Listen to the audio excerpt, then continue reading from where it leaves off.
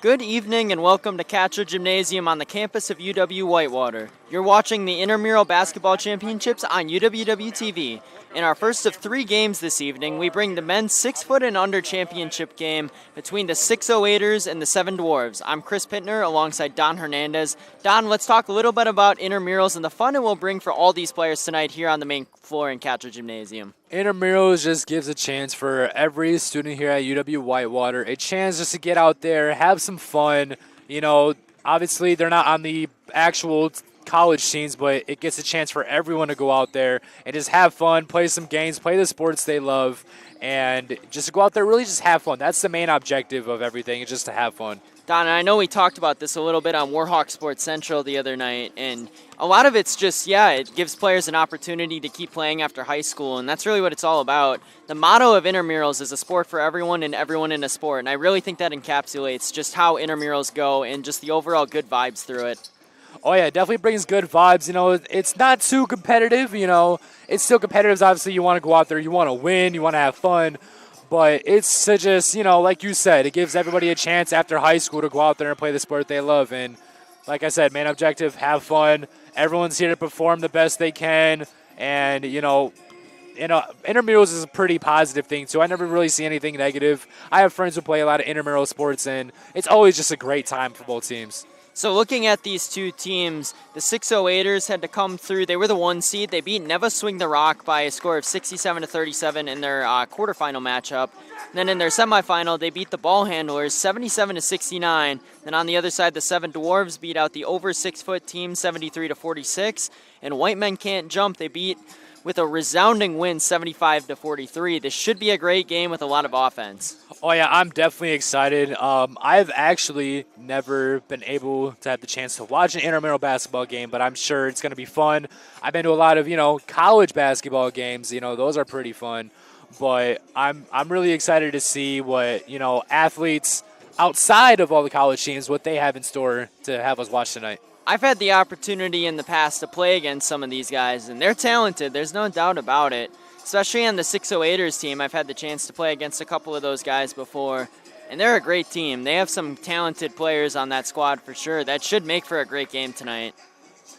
Definitely, and like I said, I'm really excited to see what's about to happen here. We have full lineups and everything, so just getting ready for game one.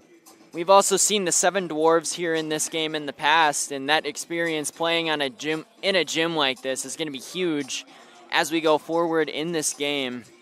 We've seen both of these teams actually make championships before, 2 of the best teams in the 6-foot and under division for sure. Yeah, that's something that you would have to explain more to me on. Obviously here, I am a freshman here at UW Whitewater, so I don't have much experience when it comes to, past stuff. But, I can always do my research and hear from others to see what has happened, what the history is. But, yeah, like I said, first year here to see, here to explore, man. I'm ready to have fun doing this with you tonight and ready to have fun watching this game. Now we're going to turn it over to the PA real quick as we go through the starting lineups for both teams. Good evening, everybody, and welcome to the Ketchel Gymnasium for tonight's Intramural Sports Spring 2024 Championship Night. The first contest of the night is the men's 6-foot and under championship, everybody's favorite leagues, featuring the 608ers, the home team, on the scoreboard, and the 7 Dwarves, the visiting team, on the scoreboard. We will introduce both teams as they have checked in with our staff tonight. Wearing number 32, the team captain for the 608ers, Peyton Johnson.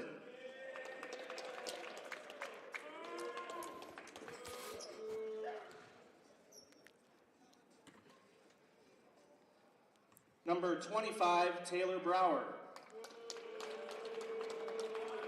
Wearing number 20, Adrix DeVoe. Number 24, Cello Diamant. Number 30, your favorite and mine, Earl Lewis. Number 23, Bryce Meeks. 22 is Mitch Nikolsky.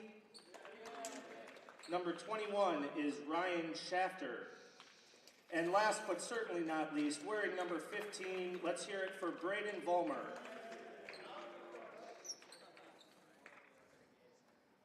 And the visiting team for tonight, the Seven Dwarves, led by Captain Josh Mork, who is unable to attend this evening. I know, bummer. Yep. But he's traveling, so safe travels to Josh. Wearing number 30, Alex Alvacrog. Number 22 is Justin Heineck. Jalen Horozewski, number 21. Number 25, Jackson Linsmeyer. Number 23, Jake Watson. And number 24, Parker Withington.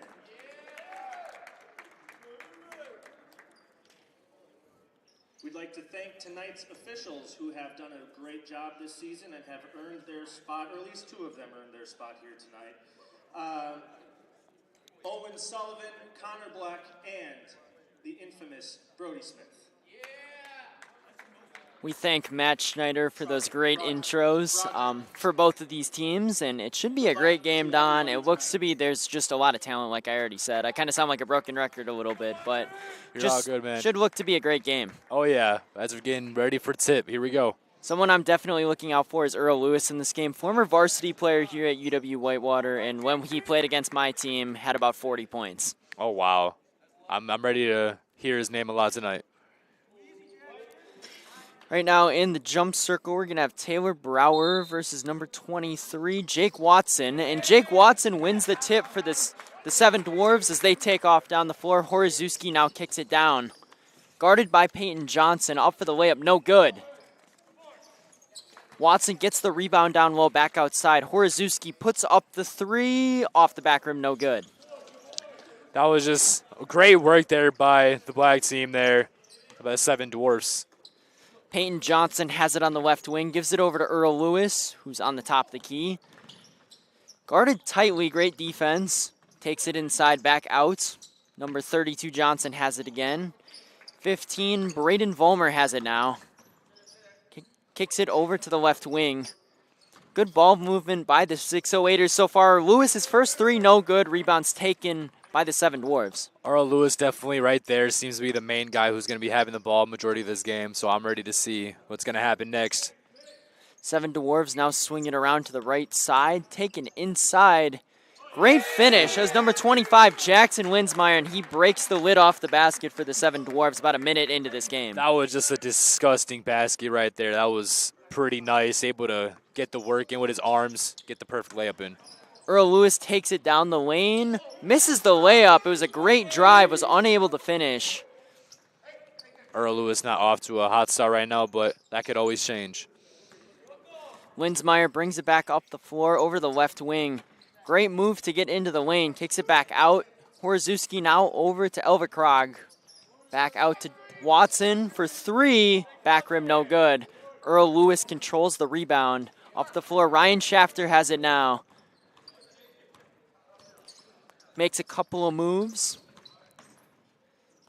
Stops on a dime, puts up the shot, no good, off the back rim, and a couple empty possessions here for the 608ers to start. Oh, yeah, definitely a very defensive game right now, as we were expecting to see some sort of fun game right now. It's very fun to watch, but what I noticed really is really good ball movement, seeing a lot of passes. Nobody's really like holding the ball, being selfish.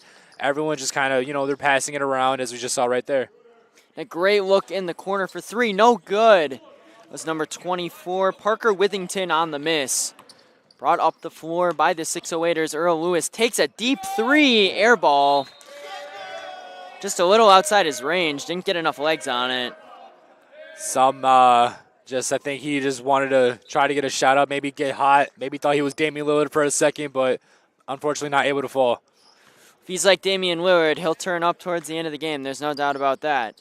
So the Seven Dwarves fires a bullet pass into Horozewski. Elverkrog gets it outside, but he shuffles his feet and travels. That's a turnover for the Seven Dwarves. That is a turnover. It was a clear travel there. He kind of jumped with it, but then dribbled and then took too many steps. 608ers bring the ball back up the floor. Peyton Johnson gets it now. Steps back, looks for the three, no good. Earl Lewis with the turnover, back down the floor. Alex Elverkrog goes up for the layup, and it's good. That was just a great hustle there by number 25, Taylor Brower, just able to get that one going. Or that was Jackson Lindmeyer, actually, A with that great pass. take to the basket. Braden Vollmer gets the first bucket for the 608ers about 3.5 minutes in here to the start of this 6 foot and under championship game. Yeah, great start so far. I'm enjoying what I'm seeing. Jake Watson has it now back out to Jackson Winsmeyer on the right wing. Takes it inside, a nice spin move, and that's a great basket. Wow, Jackson Linsmeyer just, like I said, he's pretty shifty when it comes to the paint. He makes the right perfect move at the right time. That's why he's able to get them buckets in. Braden Vollmer has it now for the 608ers, takes a tough fall-away shot, and he gets the friendly roll over Jalen Horozewski. That was a great shot by Braden Vollmer. He's got 4 points now. That was a great shot. Able to get the lucky drop, just knew it was falling in. He's kind of backing up a little bit. Able to get the ball knocked down into the basket. Elva Krog has it now on the top of the key, kicks it to Jackson Winsmeyer, makes a move past his man, draws the foul. It's going to be on Taylor Brower, his first, and the game's first. He will be at the free throw line for 2 shots. So Jackson Linsmeyer just dominant in the paint so far. Like I said, perfect move at the right time. Got the foul there. Almost had the and one. Unfortunately, did not drop, but he gets 2 free throws right here. We're going to see our first subs come into the game. Bryce Meeks and Justin Heineck both slated to come in here. First free throw's no good from Linsmeyer. And Linsmeyer probably is going to wish that he had that one right back, as he knew it right away. Hopefully he can knock down the second one.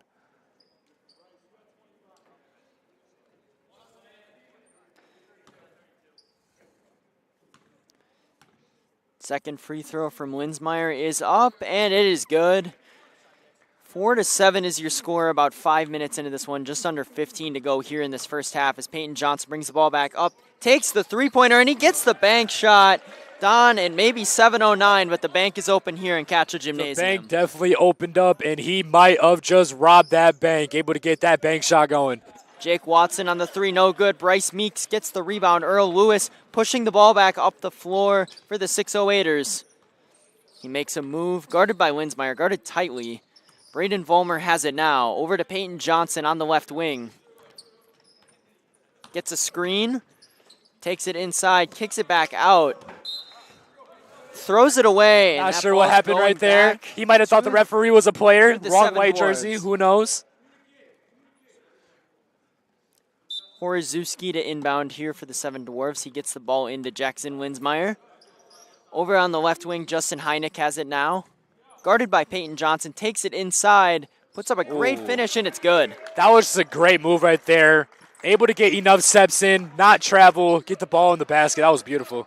Great job by Heineck of creating separation. Braden Vollmer takes it down the lane, draws the foul on the 7 Dwarves. They're first of the half.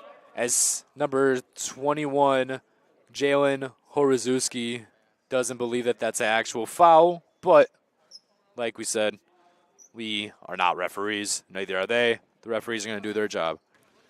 These referees, they take a lot of pride in their refereeing here at Intramural Sports, and it's been vastly improved over the last few years. But as that happens, Earl Lewis gets stripped, turns the ball over, and they're going to call a jump. It's going to stay with the 608ers, but great aggressive defense on Earl Lewis. Oh, yeah, definitely. That's how it's been all game. Very nice and aggressive defense. Even though the score is 7-9, it's a very defensive game. You've been watching it so far. Both of these teams average around the 70-point mark, and they're definitely off that so far to start this game. You have to think they'll grow in as the game goes along. Peyton Johnson fakes the 3, kicks it over to Shafter on the right wing. No good from beyond the arc. Jake Watson gets the rebound. Horozewski looks to push the ball back down. Heineck has it now. Takes the 3, and off the back rim, no good. A lot of three-point shooting going on right now, but they were able to get the nice offensive board. Watson with a great finish over Bryce Meeks for the bucket. 11-7 is now your score, about 7.5 minutes into this game. Earl Lewis kicks it over to Braden Vollmer, steps back, takes the 3. A lot of step backs being taken so far, no good. Oh, yeah, everyone just showing their abilities right now. It's a championship game. Show everything you got. Everything you think will work to get in the basket, show everything you got. The winner of this game will get the Intramural Championship t-shirt that my friends and I have been coveting for so long.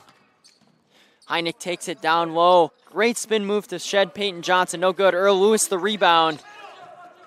hits Bryce Meeks on an absolute dot down the floor. Peyton Johnson gets it at the top of the key and off the back rim, no good. Shafter gets the rebound, off the back rim, no good again. A lot of shots being taken here, but also like we said earlier, a lot of good defense being played right now. They want to win this championship really badly. They're showing it right now. Jackson Winsmeyer gets the ball down low. Another spin move, no good, but they call a foul on Bryce Meeks, and he'll be headed to the free throw line again, his second trip of the game. Yeah, definitely. Like I said, just dominating the paint. Jackson Linsmeyer just dominating the paint, makes the right move almost every single time. If you meet him in the paint, you might be in a little bit of trouble. Winsmeyer just so dynamic, just able to get down low and spin off his defenders. He creates separation so well. He's used that to his advantage so far in this game. So we see Parker Withington check back in for the Seven Dwarves. I'm excited to see what Linsmeyer has for the rest of this game. I'm excited to see what he's going to just draw for us. I mean, he's just been straight just intensity, straight action, straight excitement. So I'm really excited to see what he's able to do. Maybe he might even poster someone. Who knows? Second free throws up and good for Winsmeyer. I think that's a little unlikely, but like you said, Don, you never know. Shafter gets it on the left wing, drives down low, kicks it over to the corner. Johnson for three, bang! Peyton Johnson 2 for 3 so far in this game. Peyton Johnson right there from the corner, felt the shot, took it, and makes it. This is a great drive by Ryan Shafter to find the open man. Great court vision, and Peyton Johnson just able to be in the right spot and hit the three. A great look down low. Elvikrog, speaking of being in the right spot, gets to the block and able to fend the defenders away for a nice 2 points. I just love how good the IQ of both of these teams are. They find the right passes in the right areas, even through tight windows. They make it look like they're Aaron Rodgers out there. Shafter tries to and does hit his man down low. Shot's no good. It was actually behind the basket. Justin Heineck bringing the ball up the floor for the Seven Dwarves. Goes up, no good. Aggressive defense by Peyton Johnson, but they don't call a foul. Heineck's three from the corner, no good. Out of bounds, and the 608ers will get the ball back. I don't know if I agree with that one. The ball went off of number 21, Jalen Horoszewski, but maybe that ref saw something different. Maybe I'm blind. Who knows? We've seen our first timeout here in our action today, and about 10.5 minutes into this game, the Seven Dwarves up 14-10 on the 608ers. We're also going to see Cello Diamant check into the game for the 608ers for the first time tonight. Don, this has been a defensive game so far. Oh, yeah, and, you know, the name you were mentioning, Earl Lewis, I haven't heard his name be called tonight. He's made maybe one or two nice passes, but he's pretty quiet. Maybe that team knew that was the main guy to cover tonight. Yeah, I think there's no doubt about that. When a player's played for the varsity team here at UW-Whitewater, they're definitely someone to look out for. He has that experience being on that team, playing at one of the best programs in all of Division III. Oh, yeah. But like I said, tonight he's quiet, so obviously their main objective is to stop Earl Lewis. We'll see if Earl Lewis gets it going. But right now, he's trying to pump up his team, but his team is really performing for him right now. Earl Lewis urging his team on in the huddle, trying to direct things to them. They've had a hard time just getting the ball in the basket so far. They've had some good looks, especially from Ryan Shafter. They just haven't gone in yet. Yeah, both teams having hard time getting the basket. I mean, hard getting the ball in the basket. I mean, just great defense just showing all game by both teams right now. Lewis brings the ball up the floor for the 608ers as we resume action here. Bryce Meeks gets it down low. Gets stripped, gets the ball back though. Shafter's wide open in the left corner for three, no good. Meeks with good rebound or good tap out to Peyton Johnson. He fakes the shot, kicks it over. Puts up the three, does Vollmer. No good, didn't hit the rim. Taken by Parker Withington in the right corner, as he brings the ball back up the floor, swings it up to Linsmeyer. Alex Elvikrog gets it now, guarded by Earl Lewis. As they swing the ball around again, Horoszewski now has it, guarded by Bryce Meeks. Takes it inside. Filthy Euro step, shot's no good. He finds a man in the open corner, though. Withington controls the offensive rebound, no good. Solid effort by Elvikrog, but Bryce Meeks takes the rebound away and commits the foul on Earl Lewis as he brings the ball up the floor. I just think he wanted to stop Earl Lewis right there. Maybe he saw him go on a nice hot streak right there, trying to get the ball up, and he was like, all right, we're going to stop this fast break right now. Shafter inbounds to Lewis, who's guarded by Jackson Winsmeyer, who's done a fantastic job defensively on him so far tonight. Lewis puts up the shot, and that's off the side of the rim. tough look for Earl Lewis. He's had a tough shooting start to this game. Yeah, like I said, Earl Lewis, he's quiet. Not sure what you've been talking about the past couple of years, but maybe the next guy up maybe is Jackson Linsmeyer. You never know. It's like going from Tom Brady to Patrick Mahomes. As we bring the ball back into play, Parker Withington brings it up for the Seven Dwarves. He's guarded by Ryan Shafter, picked up almost at half court. He gets a hand on the ball, and it goes out of bounds, and Withington unable to corral it as it goes out. A turnover for the Seven Dwarves. Just unable to get control of the ball right there. It happens right now. We'll see if 608ers can turn up right now. Bryce Meeks brings the ball up the floor for the 608ers. Gets a screen from Earl Lewis. He's guarded by Justin Heineck. Finds a great cut from Shafter. Shot's no good. He's also had a tough time getting going so far in this game. It just seems like everyone, like you said, that score is 10-14. Not very high scoring right now. So just maybe we'll see a defensive showdown today. Great ball movement by the Seven Dwarves. Finds a wide open Horozewski, and that shot's good.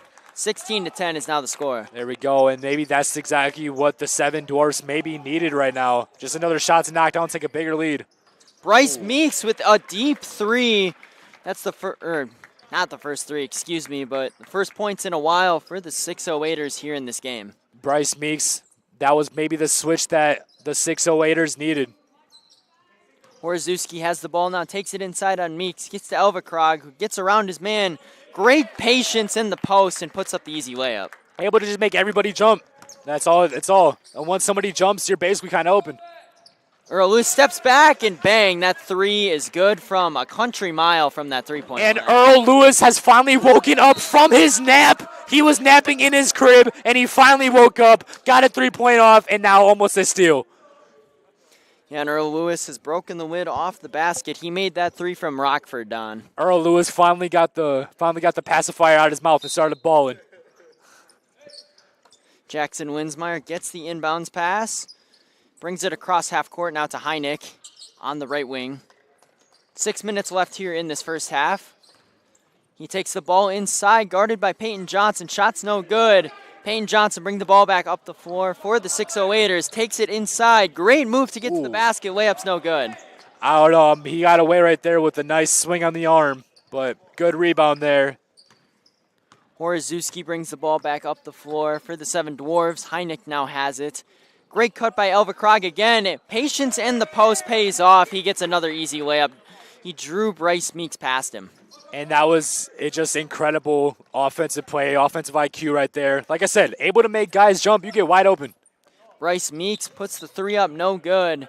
Off the side of the backboard, Horozewski gets the rebound. We've seen a bit more offense here in these last few minutes. Team's starting to loosen up. Parker Withington brings it back up the floor. Shafter is guarding him. Over to Linsmeyer, is guarded by Lewis. Heineck now has it. Takes it inside, but he shuffles his feet before he puts the ball on the ground. That's a travel. Yeah, just really mental mistakes right there. But like you said, this isn't like full college team, level. So, mistakes are going to happen, but they're out there having fun. So, couple of subs in for the 608ers. As we see number 20, Adrix DeVoe come into the game for the first time, and also rejoining him is Taylor Brower into the game. Horozewski guarding Vollmer, now switched over to Withington. Takes it inside. Foul's going to be called on the ground. He will not be getting free throws, but another foul on the Seven Dwarves. It's now their third of the half. Yeah, they got to try to watch out of foul trouble right now, but that was just really good play by number 15, Braden Vollmer. Almost trying to get the foul. Inbounds pass almost gets picked off, but Bryce Meeks takes it down the lane. Off the back rim, no good was the floater attempt. Withington controls the rebound. Wanted to speed it up, but his teammates told him to slow it down, and they did that. And Withington gets it down now inside Elvakrog. Draws the foul on Vollmer. Oh, not sure if that was a foul right there. Looked like a jump ball to me, but again, I am not a referee. This man is a referee, not me.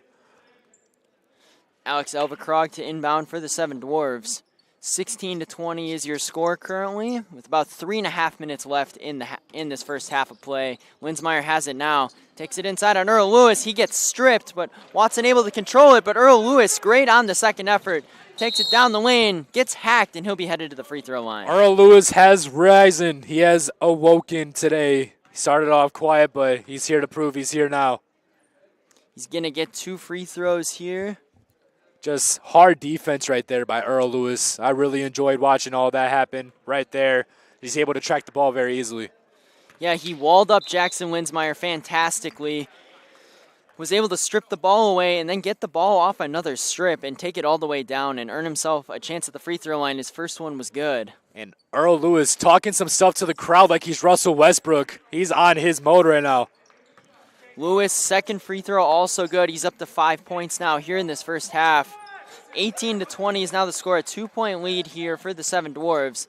Heineck takes it inside, guarded by Brower. Kicks it back out to Watson, no good. Lewis gets the rebound. He takes it inside. Winsmeyer draws the charge on Earl Lewis. Just a little over-aggressive offensively. I think that is a crazy call on Earl Lewis. That's a crazy call on Earl Lewis. I know Earl Lewis might be stronger than that, man, but Earl Lewis, maybe the crowd is what Earl Lewis needed. Because once the crowd started talking crap, Earl Lewis started talking crap, and now he's fired up right now. Shot should have been good, but once again, I'm not a referee. Yeah, there's definitely some fun banter going on between the support section for the Seven Dwarves and Earl Lewis. That one definitely could have gone either way. That's what they call a 50-50 call. As Horozewski takes it inside, gets it back out to Winsmeyer. His three-pointer off the back rim, no good. Bryce Meeks controls the rebound. Lewis brings it up the floor. Guarded now by Horozewski. Sizes him up. Takes the deep three off the back rim, no good. Bryce Meeks fighting for the rebound. Taken by the Seven Dwarves. This game's starting to get a little bit of an edge to it. Oh, yeah, definitely starting to get really exciting here. I think that's what we expected. Maybe they started off slow. It's a championship game. They're going to start off slow. But then once the nerves are out, they're out. Jake Watson travels, and a turnover for the Seven Dwarves again. As we creep closer to a minute left in this first half, we see Peyton Johnson sub back into the game for the 608ers. Yeah, maybe I got a little too excited there. Maybe they're just as excited as I am, and they got too excited, able to travel right there. A game like this, it can get a little chippy with everything to play for. Bryce Meeks brings the ball back up the floor for the 608ers. Swings it over to Vollmer. Makes a move on Justin Heineck, and a great step back. Shot's no good. Taken by Bryce Meeks, recovered on the offensive board. Earl Lewis has it again, guarded by Winsmeyer. Takes it inside, meets a double team, goes up for the shot, no good, but a foul. Earl Lewis finally gets the foul that he's been waiting for all night, and now he will get shots up. Earl Lewis has risen. Maybe it's time to be scared of this man. Lewis 2 for 2 from the free throw line, looking to make it 4 for 4 on this trip and maybe tie the game up for his team. First one's good. And now, as soon as Earl Lewis fired up, I don't hear this crowd right now. Lewis up. Second one's good. 4 for 4 from the line so far for Lewis. We have a 20-20 game here with 40 seconds left here in this half. Seven Dwarves might try and hold for one possession here. Horozewski gets the screen from Heineck, takes it inside, puts up the shot off the backboard, doesn't even hit rim. Lewis has it now. 25 seconds left in the half. Let's see what Earl has in his bag right now. He's hot right now. I don't know if this is a good idea. Lewis goes around the screen. They send a double at him. Elverkrog and Winsmeyer both defending. 8 seconds left in the half here. Down to 5 on the clock. He gets stripped away. Alex Elverkrog takes the ball down the floor. Jalen Horozewski puts up the buzzer beater, and it's good. What a shot off the backboard to beat the buzzer for Jalen Horozewski, and he gives his team a 2-point lead as we head into halftime. Wow. Boom shakalaka. Able to get that one in. Wow, what an exciting way to go out. Horozewski with a fantastic fadeaway. He gives his team the 2-point lead. Like I just said, 22-20 is your halftime score. And it's been a good game so far, Don. Oh, yeah. It started off very defensively, and then as soon as Earl Lewis got hot, everyone else got hot. We're seeing a very nice offensive game right now, and it's been just fireworks right now. Fireworks. Straight fireworks, Chris. It's been a great game. We've seen some great defense being played by both of these teams, holding teams for the most part this season. Seven Dwarves held White Men Can't Jump to only 43 points in their last game while putting up 75, but it's definitely more of a defensive battle than we've seen from both of these teams for quite a while. Oh, yeah. Well, it was like I said, it was a straight defensive game, but right now it's close, and that's exactly what we want. It was a defensive game close, and now it's going to be an offensive game close from what I see. That's what I'm expecting, at least in the second half. Game started a little slow. But it did definitely pick up as we got closer to the end of the half. The crowd started getting into it a little bit, and that was just a fun dynamic between Earl Lewis, the players, and the support section over here for the Seven Dwarves. Oh, yeah, I definitely love seeing people, looking out for their friends, watching their friends, supporting their friends. I'm huge on that. I'm a huge supporter of, supporting my people when I see them go play. Even when it's it's intramurals. It's not anything big, but it's also not small. So you're going out there, you're supporting them, and I love to see that. I mean, like we said in the pregame, intramurals just gives people a chance to play when after high school, there's admittedly not nearly as many opportunities. This just gives everyone a chance to have fun with their friends, head out on a Tuesday night every week. It gives them a chance to just, like I said, have a good time with their friends and just go out there and hoop. Oh, yeah. It's just a great thing to see. I love support.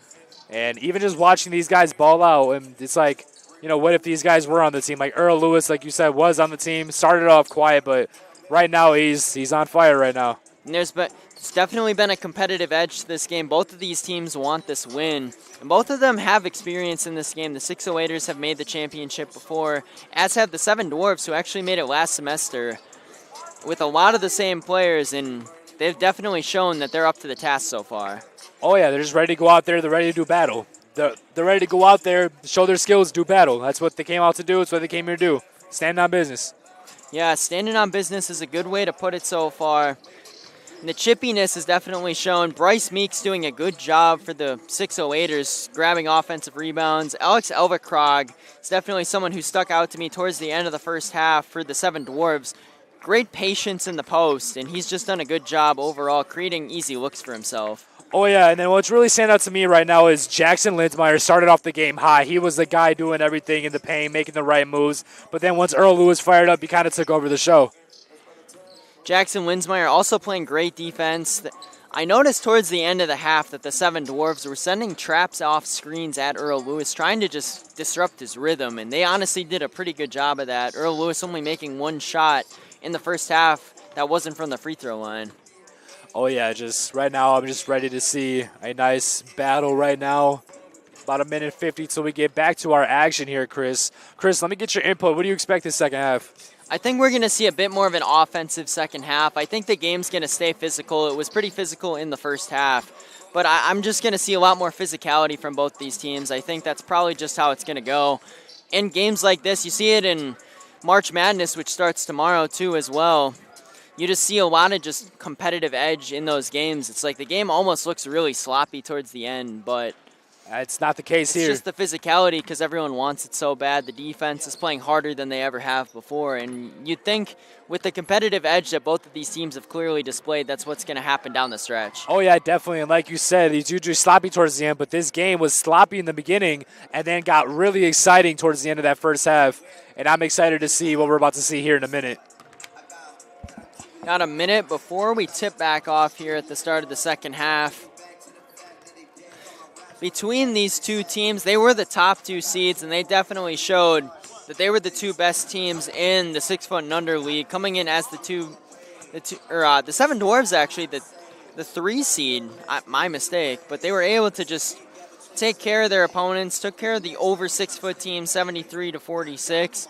Then took care of the 10 seed White Men Can't Jump by a score of 75-43, an absolutely dominant performance in that matchup. Oh, yeah, definitely. And as a 3 seed, they're like, all right, you don't want to give us a 1? Don't want to give us a 2? We'll take the 3. We'll come out here. And that's exactly what they're doing, as right now the 7 Dwarfs are actually winning this game up by 2. We might see a 3 seed win a nice championship.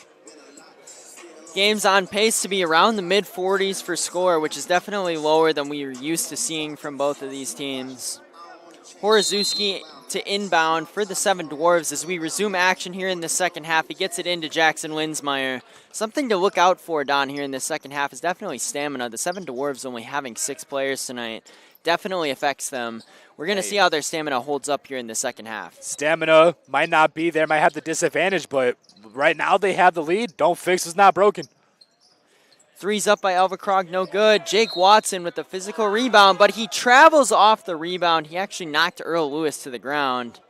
But a physical rebound that just, he took too many steps at the end. Oh, yeah, sometimes that could definitely happen. I know I did that back in middle school playing basketball. I would get the rebound. I just set my feet on accident. It just, it's a mental mistake that can happen, and it happened there. Earl Lewis getting picked up almost at half court. Passes the ball over to Bryce Meeks. Over to Peyton Johnson on the right wing. It's guarded by Parker Withington. Takes it inside, back out to the right corner. Swung back up to Peyton Johnson at the top of the key. He's been hot so far in this game, but that one's no good. Chris spoke way too soon. He said hot at the beginning of this game, but the second half, it's a whole different ball game. Withington brings it up. Spots up for three on Shafter, no good. Good tip by Horozewski, but it finds the hands of Braden Vollmer, who's going to bring the ball off the floor for the 608ers. Takes it to the rim, draws the foul on Jalen Horozewski.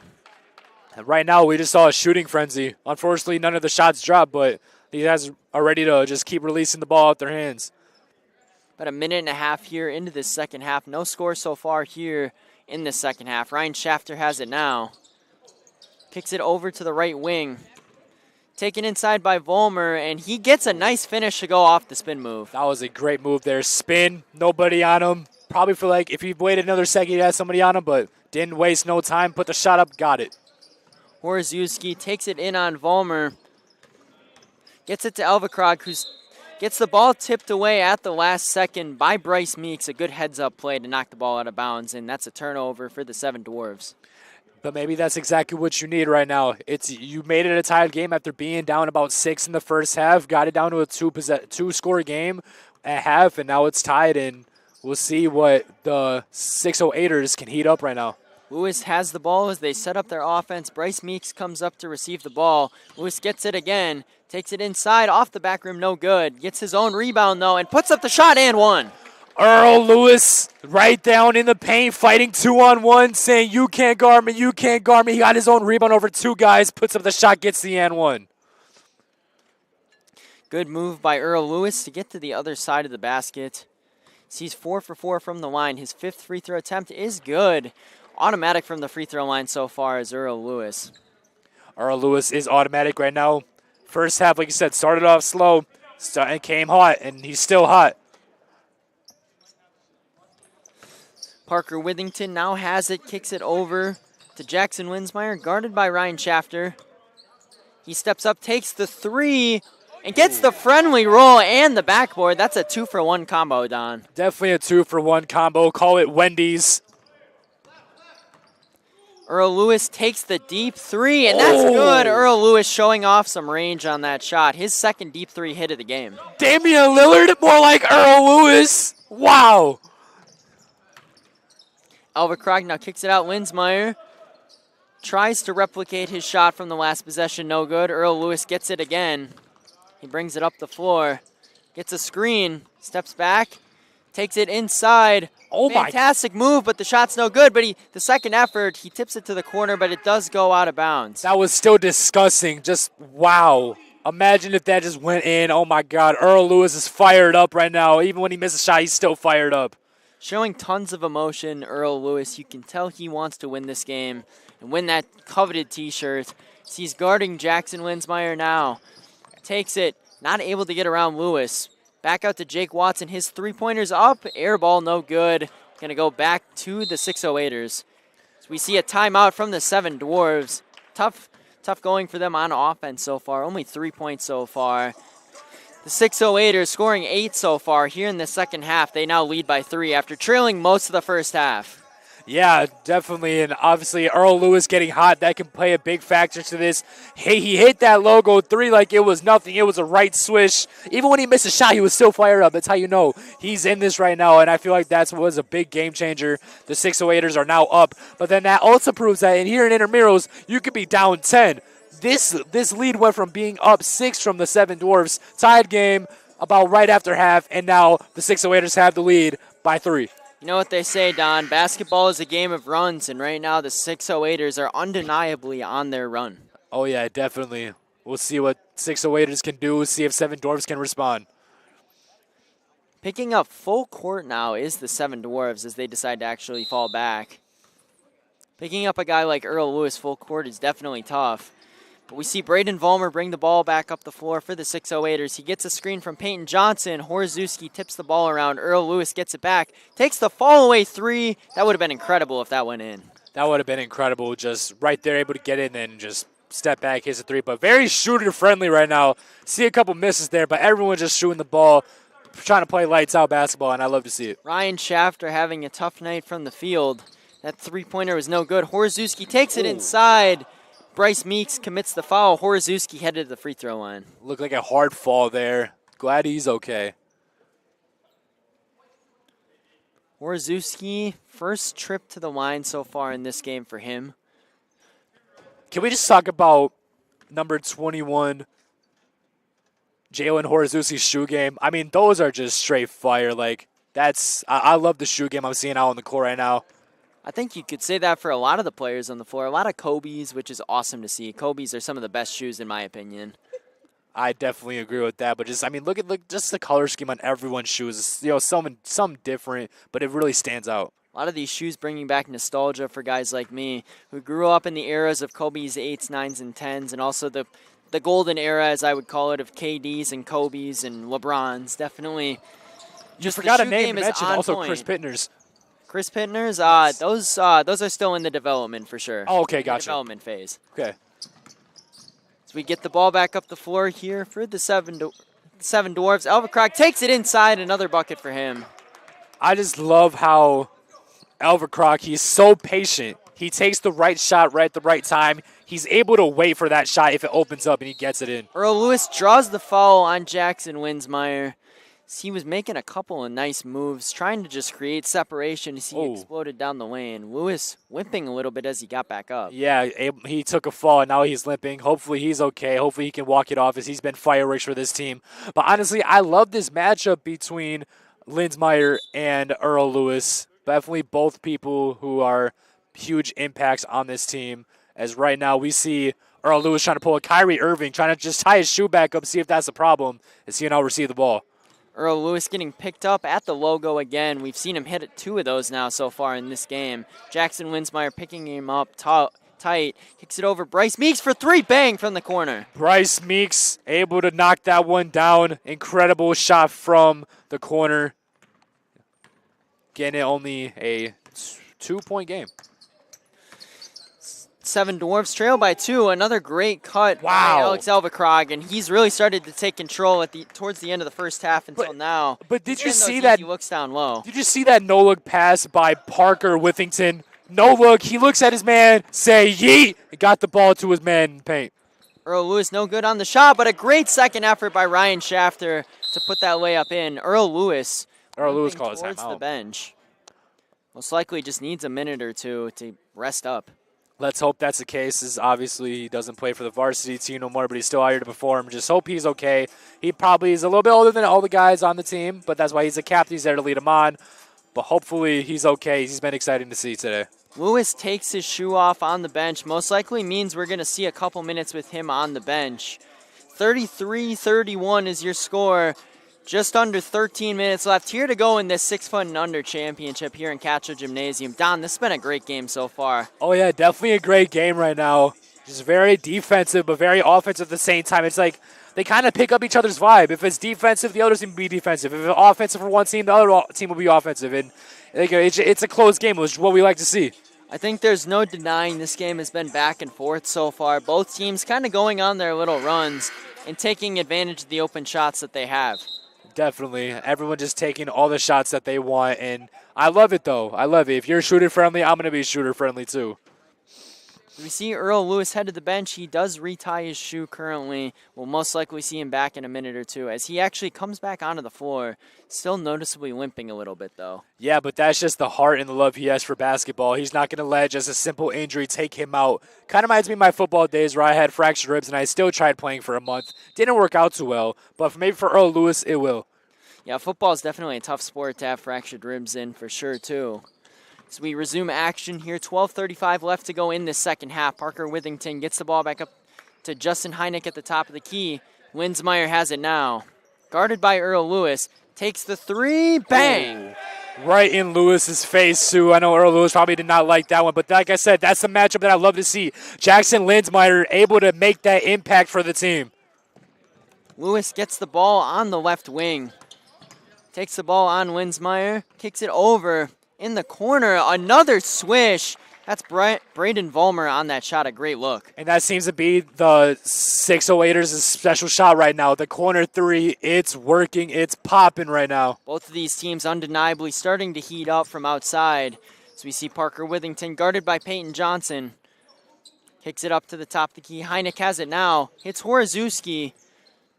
Back up and around to Winsmeyer. Back to Horozewski in the corner for three, and that's good. And that's just great ball movement right there. I mean, come on. How do you go from a high point pass accuracy, back out to the corner, back into the paint, back out to the corner, find the wide open man right away? That IQ is just unbelievable. IQ was off the charts on that possession, no doubt about it, as Vollmer takes it down the lane, no good. Great effort by Schafter to get the rebound. Earl Lewis in the corner for three, in and out, no good. Earl Lewis trying to take his shots right now. Wasn't the most open shot. Heineck takes it down the floor and puts up a nice finish over Peyton Johnson. As we said, the 608ers went on a run. 7 Dwarves have responded, and they have 17 points now in this half. 39-36 is your score. This has just been a very exciting game so far to watch right now here in the second half. I mean, threes after threes. I'm loving it right now. Vollmer puts up the three, and that's good. Oh, my goodness. This gym is scorching hot. It's like a snap, crackle, and pop. You shoot a three, you shoot a three, you get a three, you get a three. I'm loving it, Chris. Withington has it now. He kicks it over to Justin Heineck. Now takes it in on Ryan Schafter, takes it to the basket. Nice finish, but the shot's no good. Earl Lewis gets the ball up the floor. Vollmer gets it, sheds off Withington, and the layup's good. That's just like I said, great ball movement and great paint IQ right there. I mean, sometimes I can't even see that with the regular UW Whitewater men's basketball team. I mean, I'm loving what I'm seeing right now. Court vision was great from Earl Lewis on that feed. He's now guarding Jackson Winsmeyer. He takes it out, kicks it out to Withington, who shuffles his feet, travel on the possession. Man, right now, I feel like I'm in an airport. I see so many travels happening right now. Why can't we let these guys just have fun? I mean, if they do take 2 steps, though, you do have to call the foul. You do have to call the foul, but man, there's a lot going on. But I'm loving it. There's no doubt about that. This second half has definitely been more eventful than the first. We've seen both offenses really come alive. Braden Vollmer brings it down now inside 10 minutes to go here in the second half. Jake Watson gets the rebound off the miss. Jackson Winsmeyer has it now. Jalen Horozewski has it guarded by Meeks. Out to Winsmeyer for 3. And oh my goodness, that was a deep one. He pulled an Earl Lewis on Earl Lewis. That was just incredible. Like I said, ball movement is just great right now. Like I said, the matchup right now, Linsmeyer, Lewis, it doesn't get any better than that. It's like Curry versus LeBron right now. Kicks over to Meeks, does Earl Lewis. Great feed down low. Braden Vollmer goes up through the contact and one. Shot's good. I love the scoring I'm seeing right now. This game started off so slow compared to what it was right now. I mean, come on, like, you can't beat this. Like I said, this is kind of better than watching the actual men's basketball team for Whitewater. I mean, I'm enjoying watching what I'm seeing on both sides right now. Braden Vollmer puts up the free throw. It's good. 44-42 is your score now with just under 9 minutes to play here in the second half. Justin Heineck brings it up the floor for the 7 Dwarves. Earl Lewis picks his pocket, falls to the floor, gets the steal though. Gets the ball back, puts up the 3. Thought that was in for a second. No good off the front rim. Great effort by Vollmer to get the rebound, draw the jump ball in. The 608ers will retain possession. One thing I do love about Earl Lewis's game is that he keeps his eye on the ball. Whether he's falling or stumbling or whatever he's doing, his eye is always on the ball. Earl Lewis to inbound for the 608ers. Gets the ball into Bryce Meeks. Goes up and a great finish over Justin Heineck to get the 2 points. Yeah, and definitely right now, number 23, Bryce Meeks, he's opening up right now. He's getting hot. Up to the top of the key, Jackson Winsmeyer has it now. Guarded by Braden Vollmer. Over to the left wing, Elva Krog. Swinging the ball up back to Horozewski. Takes it inside. Shots blocked, no good. 7 Dwarves will retain possession. Ball is off of the 608ers. I just love the hustle by both of these teams right now. They're fighting hard out there, trying to get points on the board rather than a slow game that we started off with, which I'm loving right now. Ball's inbounded to Jackson Winsmeyer. Guarded by Vollmer. Takes it inside. Throws it away to Schafter. He gets the steal. Earl Lewis gets it now. Back out to Peyton Johnson. He does a spin move. Nice move. Shot's no good. Rebounded by Horozewski. Just around 7 minutes to play here in the second half. Back out to Justin Heineck in the corner for three, no good. Very shoot friendly right now. Everyone is getting their shots up. This game's definitely been a barrage of three-pointers, no doubt about that, as Earl Lewis brings the ball up the floor, guarded by Winsmeyer again. Kicks it to Ryan Schafter, who's guarded by Alex Elverkrog. Takes it down the lane. Nice move to get to the basket. Finishes no good, but he gets the rebound. They do call a foul. It's going to be on the Seven Dwarves. It's their fourth of the half. The 608ers only committing one foul so far here in the second half. Yeah, 608ers definitely staying out of foul trouble, which might be another reason why that they had the 4-point lead right now, playing smart basketball right now. Schafter inbounds the ball. Earl Lewis goes back out to half court to retrieve it. Guarded by Horozewski. Sheds his defender. Great move and a great three. Oh my goodness. Is that Stephen Curry? No, it's Earl Lewis. Reminds me a little bit of the shot that Steph had against Chris Paul in 2015. If you know, you know. As we get it back out now, Jackson Winsmeyer has it, 49-42. This is the biggest lead of the game so far for the 608ers as we creep under 6 minutes. That's what happens when your team just heats up. You have Earl Lewis, the main guy out there, but then that's when Bryce Meeks gets hot, and the rest of the team just, they create a flow for each other, and that's why they have the lead right now. Horozewski to inbound for the Seven Dwarves. So they get it in now. Parker Withington back up to Elverkrog. Face the three, gets his man jumping. Out to Horozewski. Great ball movement, Justin Heineck for three, and it's not really a surprise anymore at this point that these are going in. Three after three after three after three. This is what we love to see, Chris. They've been rewarding great ball movement here in the second half by both teams. As Earl Lewis gets the ball over to Vollmer. Guarded by Horozewski. Lewis gets the ball back, but Winsmeyer tough to fight through. He gets called for a foul. And look at this matchup right now. On the Seven Dwarves this half.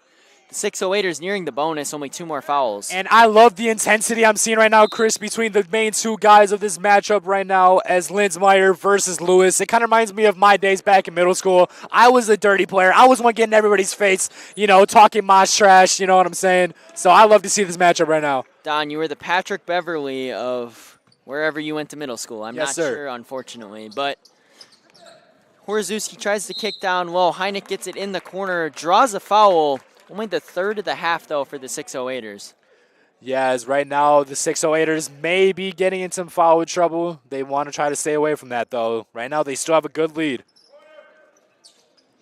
Justin Heineck inbounds it out to Withington near the Warhawk logo here in Catcha Gymnasium. Tipped away by Ryan Schafter is the pass. Great defense. As he brings the ball back up the floor on the right wing. Gets a screen from Lewis, takes it inside. Back outside now, Braden Vollmer has it. Under 4 minutes to go here in this 6 foot and under championship. Earl Lewis has it, kicks it over. Lewis gets the ball again, takes it inside, draws the foul and one. What a tough finish. Oh my God, what a tough contact finish. He said, you bring him with me. And he's still going to get the contact going. 51-45 is now your score. 3.5 minutes to play. There is running clock until the final 2 minutes of the game.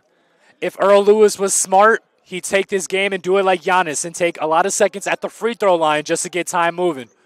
Yeah, you have to wonder if the Seven Dwarves fan section might start counting to 10, but he puts up the free throw and it's good. Definitely did not take his 10 seconds. 52-45 is now the score. Earl Lewis with a huge second half here in this game. Earl Lewis said, I'm going to make you and you and you remember me with that one, as he was back in his college days. Jackson Winsmeyer now has it on the right wing. Horozewski gets it.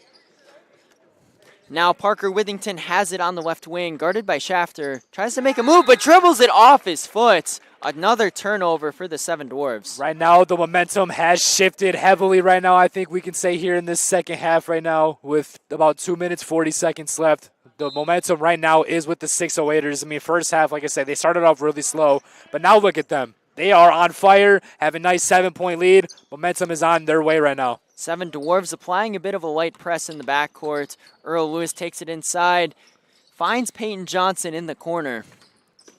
He gets the ball. Great cut by Vollmer, takes it to the basket, and that's good. A 9-point lead, their largest of the night. That was an amazing cut right there. I mean, he just knew what to do right instantly. as Earl Lewis big bodies the little thing over there. The scorers table, yeah, and he has a word with Matt Schneider over there. Yeah, I don't know why I couldn't think about that, but yeah, scorers table. Jackson Winsmeyer, nice spin move, kicks it over to Alvakrog, who's been automatic in the post tonight.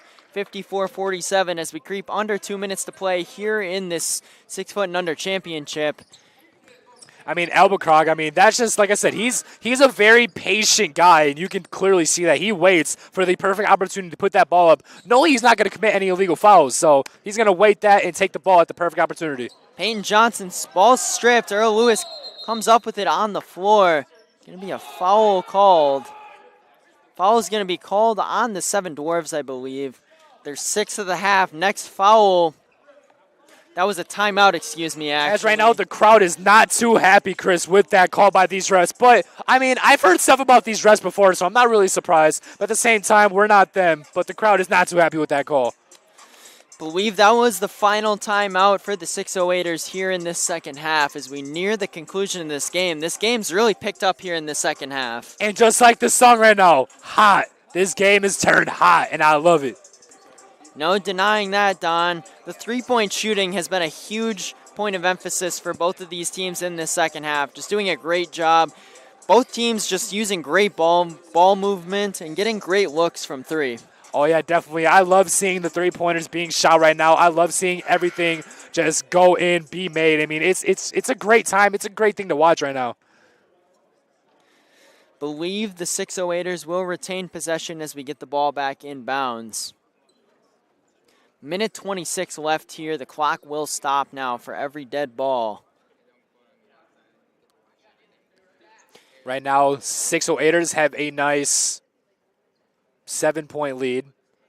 Hopefully they can keep that with a minute 26 left and win themselves an intramural basketball championship. Bryce Meeks to inbound, gets it into Earl Lewis, who's going to be picked up at half court. He's dribbling the ball around, trying to make them intentionally foul, I'm sure. Back over to Bryce Meeks on the three-point line, gets it back. Does Earl Lewis. Jackson Winsmeyer back out to Meeks. Fumbles the ball and stripped away by Horozewski, and Heineck down the floor for the easy layup. Man, I'm about to start calling Bryce Weeks Kadarius Toney. Like, you cannot fumble that right now. That's especially deep in this game. You have the lead. You cannot mess up right now. Peyton Johnson picked up aggressively by Jake Watson in the backcourt. They get the ball up the floor. Bryce Meeks controls that one, and he gets fouled. He'll be headed to the free throw line for the 1-and-1. And that's exactly what the Seven Dwarfs wanted. Obviously, right now, Linsmeyer was just screaming to foul, and they were not listening to him, and then they finally listened to him. Bryce Meeks at the line. He will get one free throw, and if he makes it, he will get another in the bonus. 17 fouls they have earned. The bonus as he misses it off the back rim. Ball's tipped out of bounds. Seven Dwarfs have a chance to cut it to a one-possession game on this possession. And they do, but then hopefully the Seven Dwarfs are able to get that, but then the 608ers are focusing on just getting a defensive stop right now. Ball's tipped away by Bryce Meeks, and he gets the loose ball. They call a timeout.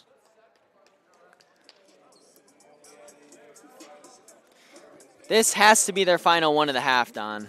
Yes, it does, and they have to just try to create something here right now. 608ers, you're looking for defensive stops. You got the defensive stop you needed, but if you're the Seven Dwarfs, you need to just try to just stay in this game, get some shots up, hope they go in, hope the fouls miss. I mean, the fouls and then the shots that you take off the free throws. Yes, sorry about that. The free throws, hopefully those are missed, and, you know, we're in for a good one right now, though.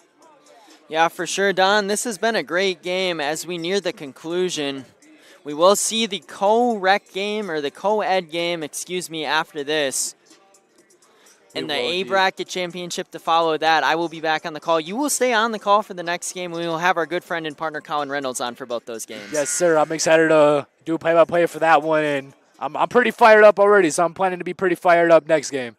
Yeah, there's no denying, Don, you are fired up for this game. I'm always fired up. Do you know who I am? Turn me up, Don. That's what they call me. 608ers will inbound the ball on the baseline. 37.9 left here in the 6 foot and under championship. So they Running the press break. Shafter gets it stripped away. Alex Elverkrog gets it stripped away again by Bryce Meeks as he commits the foul. They'll send, I believe that's Braden Vollmer to the free throw line for the 1-and-1. And that one was almost absolute diarrhea for that team as the Seven Dwarfs actually got a steal right there. Almost had a nice basket, but unfortunately, maybe they ate their popcorn before the game. They lost the ball. But now it is the 608ers looking to maintain their lead and win this game. You have Braden Vollmer here at the free throw line. Both of these teams shooting relatively decent in this game from the line, and that shot's no different right down the net, bottom, 55-49. Definitely a great game here so far. 6-point lead. I mean, 608ers have a chance to make it 7 with just 30-some seconds left. As they do that. Second one is good. 32.3 here left in this game. Justin Heineck brings it back up the floor. Back over to Horozewski. Takes a tough three over the basket. No good. I'm not going to lie. That was really ugly. I don't know if I would have ever took that shot in my life. That was ugly. That was definitely a desperation heave, to say the least. You did not need to take that shot. I'm not even going to lie. Ryan Shafter gets the ball down the floor. Gets the easy layup. 9-point lead now for the 608ers, and this T-shirt's going to be looking like it's theirs as we run down the clock. Linsmeyer comes up the floor, puts up the three, no good off the back rim. And that's going to look like all she wrote. What an exciting game we saw there in the second half, Chris.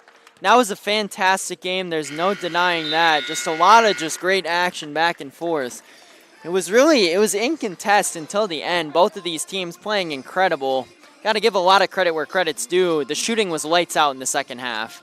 Oh, yeah, definitely. First half, like I said, it was slow. Started off slow, but that's okay. Because in the second half, everyone started firing threes. Everyone started playing really good basketball. The nerves they were definitely nervous maybe in the first half. Second half, all the nerves were out, and then everybody just fired up, and it was a great game to watch. The game undeniably picked up in the second half. We saw guys like Jackson Winsmeyer, Alex Elverkrog, and Earl Lewis all just have fantastic games. Don, if you had to have a player of the game, who would you pick?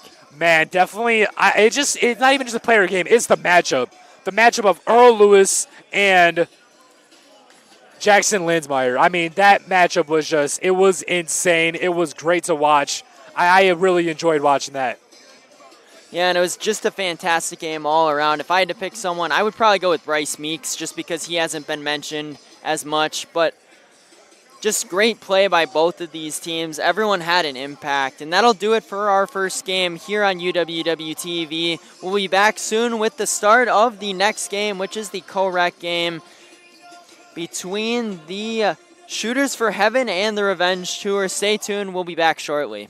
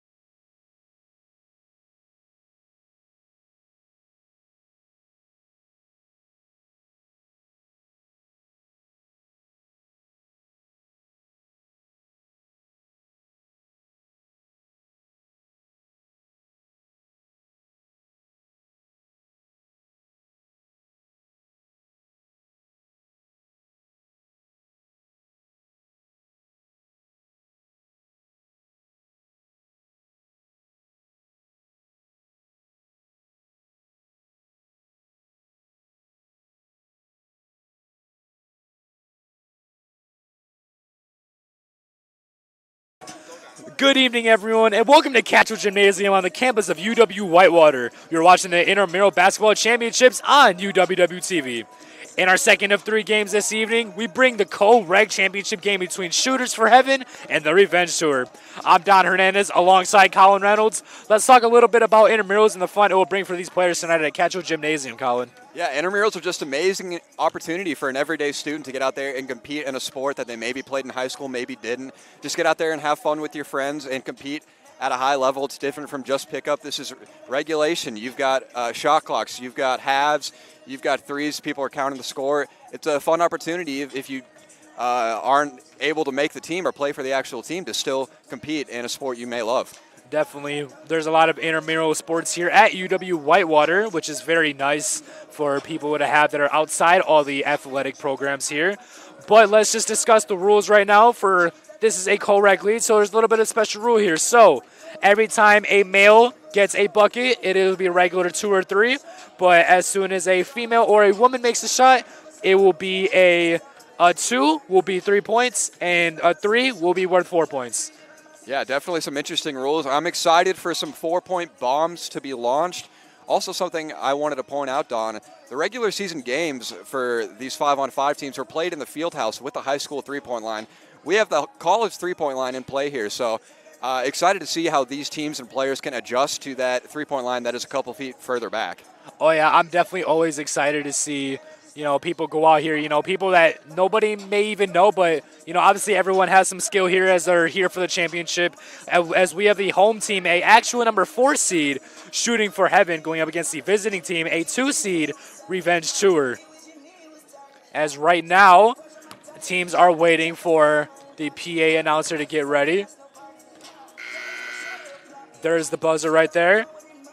What can you expect from this game, Colin? Just a lot of fun basketball being played back in Catchell Gymnasium a couple weeks removed from Whitewater losing to Transylvania in the Elite 8 of the D3 Women's March Madness College Tournament. So excited for basketball to be back in Catchell, Don. Looking for key players. Earl Lewis, former varsity player here at Whitewater, is playing for... Yes, Earl Lewis is playing for Shooting for Heaven. Actually, no, I'm wrong. He's playing for Revenge Tour, the 2 seed. And then on the other side, Shooting for Heaven, a bit of a Cinderella story, a 4 seed. Last round, they beat Guinevere 2.0, the 1 seed. So they're expected to keep on marching, a 4 seed. A lot of momentum going right now. Let's see what they can do versus this 2 seed Revenge Tour. Yeah, I'm also pretty excited to see what is all going to happen here tonight in this game. But I think as well, Earl Lewis, he's going to be a guy to look out for. He actually played in the first intramural game today when he was playing for the 608ers as they were able to take that one. So Earl Lewis already has the championship under his belt right now, and he's going to go into the second game as we will switch it to PA for the starting lineups.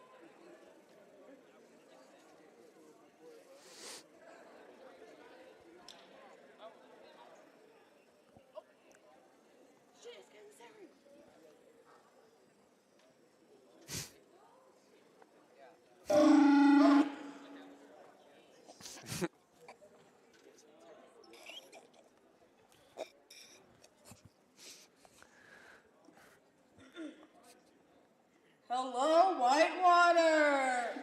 Welcome to the Co-Rec Championship basketball game. Let's introduce our teams for tonight's game. For Shooting for Heaven, we have Genevieve Hauser, Kyle Dolan, Aaliyah Green, Justin Hennig, Mila Herrera, Jordan Leone, William Strizzle, Isaac Young, and finally, Sophia Hirschfeld. Now, for Revenge Tour, we have Sarah Hansen.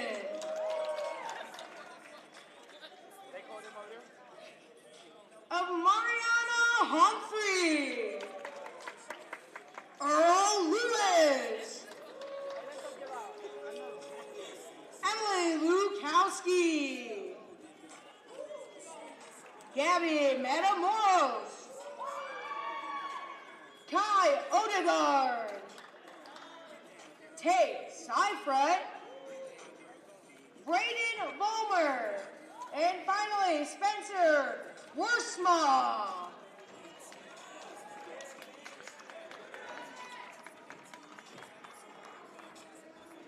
Ladies and gentlemen, welcome back here to Casual Gymnasium here. I'm Don Hernandez alongside Colin Reynolds, a great enthusiastic PA announcer for those starting lineups right here as we are set for tip-off here, Colin. Very exciting stuff. These students got to experience what it's like to play basketball in Catchell with those intros there, with the light show there. Very excited for this intramural co-rec championship, Don. Definitely, I'm definitely excited as well as we will get set for tip-off. Looks like tip will be, they switched it. It will be for the Shooting for Heaven, it will be number 23, Justin Heineck. Or wait, hold on. I think it's going to be Sarah Hansen. Yes, I'm wrong. Tour, yep. Going for the jump in on the other side. Number 32, Mila Herrera. As we'll have, here we go, set tip. Ball goes to Shooting for Heaven. As taking up the court right now is Jordan Leone, passes it. That's number 31, Isaac Young. Isaac Young with the shot. 3-point is good. First shot of the game, first blood. Isaac Young with a 3-point play. Game with a statement. Dribbles the ball out, relaxed defense. He says, all right, I'll take this shot. Drains it. 3-0 for Shooting for Heaven. As dribbling was number 22, Amariana Humphrey. Throws the ball out of bounds. They will go back to Shooting for Heaven. Miscommunication there. The player she was throwing it to cut, and she didn't expect it, so the ball goes out of bounds. Back to Shooting for Heaven. Taking it up court is Jordan Leone. Leone dribbles. Goes to the corner. Drives. Posts up. Looks for a pass. Passes it to Hauser. Hauser gets it taken away. Number 31, Kai Odegaard, was too tall and intercepted the pass as the ball goes back to Revenge Tour. Definitely too tall, as that's number 23. That was Sarah Hansen with the shot. No good. As we see Jordan Leone dribble the ball up court once again. Good rebound by him. Passes it to Gianna Veer Hauser. Hauser out of bounds. That'll be out of bounds on Revenge Tour. Number 15, Braden Vollmer got in to tip the pass there, but it goes out of bounds, so the ball will stay with Shooting for Heaven. As Shooting for Heaven, that's Jordan Leone. Leone gets the screen, dribbles, looks to post up in the paint, takes the shot contested, no good. Rebound, Humphrey passes it to Hansen. Hansen looks for Matamoros. As we see, ball out of bounds. That was number 15, Braden Vollmer, looking for one in the paints. Ball was tipped there by Tate Seaford. Good job on intercepting the pass there. Had a good look down low, but it was intercepted out of bounds, staying with Revenge Tour. Passing the ball in is Hansen. Passes it to Humphrey. Humphrey passes it to Odegaard. Odegaard passes it to number 15, Vollmer. Vollmer's shot was no good. Rebound goes to Revenge Tour. Back to Odegaard. Odegaard back to Vollmer. Vollmer dribbles. Braden Vollmer drives to the paint, shoots, and no good. Rebound by 32, Mila Herrera. Going through traffic, the size of number 20, Jordan Leone, was too much. As shot right there by Hauser, no good. Rebound, Hansen. Hansen looks for a pass after dribbling it up court. Almost gets doubled. Gets the pass. Hansen looks for another pass. That's Odegaard. Kai Odegaard dribbles. Looks to drive to the paint. Passes back out to 22. Humphrey shoots the three, is good. Great penetration, and Humphrey was found wide open for the three. That's a 4-point shot, excuse me. Oh, a 4-point Yes, bomb. 4-point bomb. Rules. A women's shot is worth 4 from outside the three-point line and 3 from inside the three-point line, so it is now a 4-3 lead for the Revenge Tour. As we see Sophia Hirschfield dribbles, gets the shot up, no good. Rebound by Leone. Leone passes it back out to Hauser. Hauser with the shot is good. That'll be a 3-point shot. Leone's size is going to be very big for shooting for heaven as he was able to get that offensive rebound there. Kick it back out to number 15, Guinevere Hauser, for the little 5-foot jumper there. Just so there's no confusion for our fans, just remember male shots are worth 2 and 3s, and then the female/woman shots are worth 2 points, are worth 3, and 3-pointers are worth 4. As we see 4-point play there by number 30. That is Gabby Matamoros. Back-to-back 4-point bombs. Those will add up on you quick. 8 quick points on only 2 shots for Revenge Tour. Something you don't see in everyday basketball there, Don. That's definitely something you don't see. As Jordan Leone gets the shot up, gets the foul call. Foul will be called on Revenge Tour, as it looks to be on number 15, on Gianavir Hauser. Or, not, never mind. Braden Vollmer, they call it on. First shot up, no good. Substitutions come in. Number 24, that is Kyle Dolan. So far, we see number 20, Jordan Leone, be the main ball handler for shooting for heaven. A little bit of Denver Nuggets Nikola Jokic action here. Their tallest player on the team is also their primary ball handler as he goes for the second shot. Definitely nothing wrong with that. As the tallest player might not be guardable. As another miss there, so Revenge Tour gets a nice little break there. As that is Odegaard. Shot is good! 3-point play. Kai Odegaard with the 3-point bang. In case you didn't know, the bank is open at 8:30 on this Wednesday night. Bank is definitely open, and it's open for business as we see shot no good there by Hauser. But then Dolan gets the ball, passes out to Green. Green with the shot, no good. As we see Kai Odegaard, the one who just popped the 3, drives, takes a second look.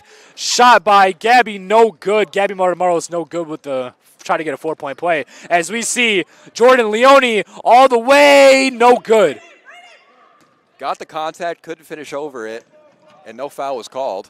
As Gabby Matamoros, good pass to Kai Odegaard. Unfortunately, Kai travels there. Wow. As Shooting for Heaven will get a break there. Score right now is Revenge 11 and Shooting for Heaven 6.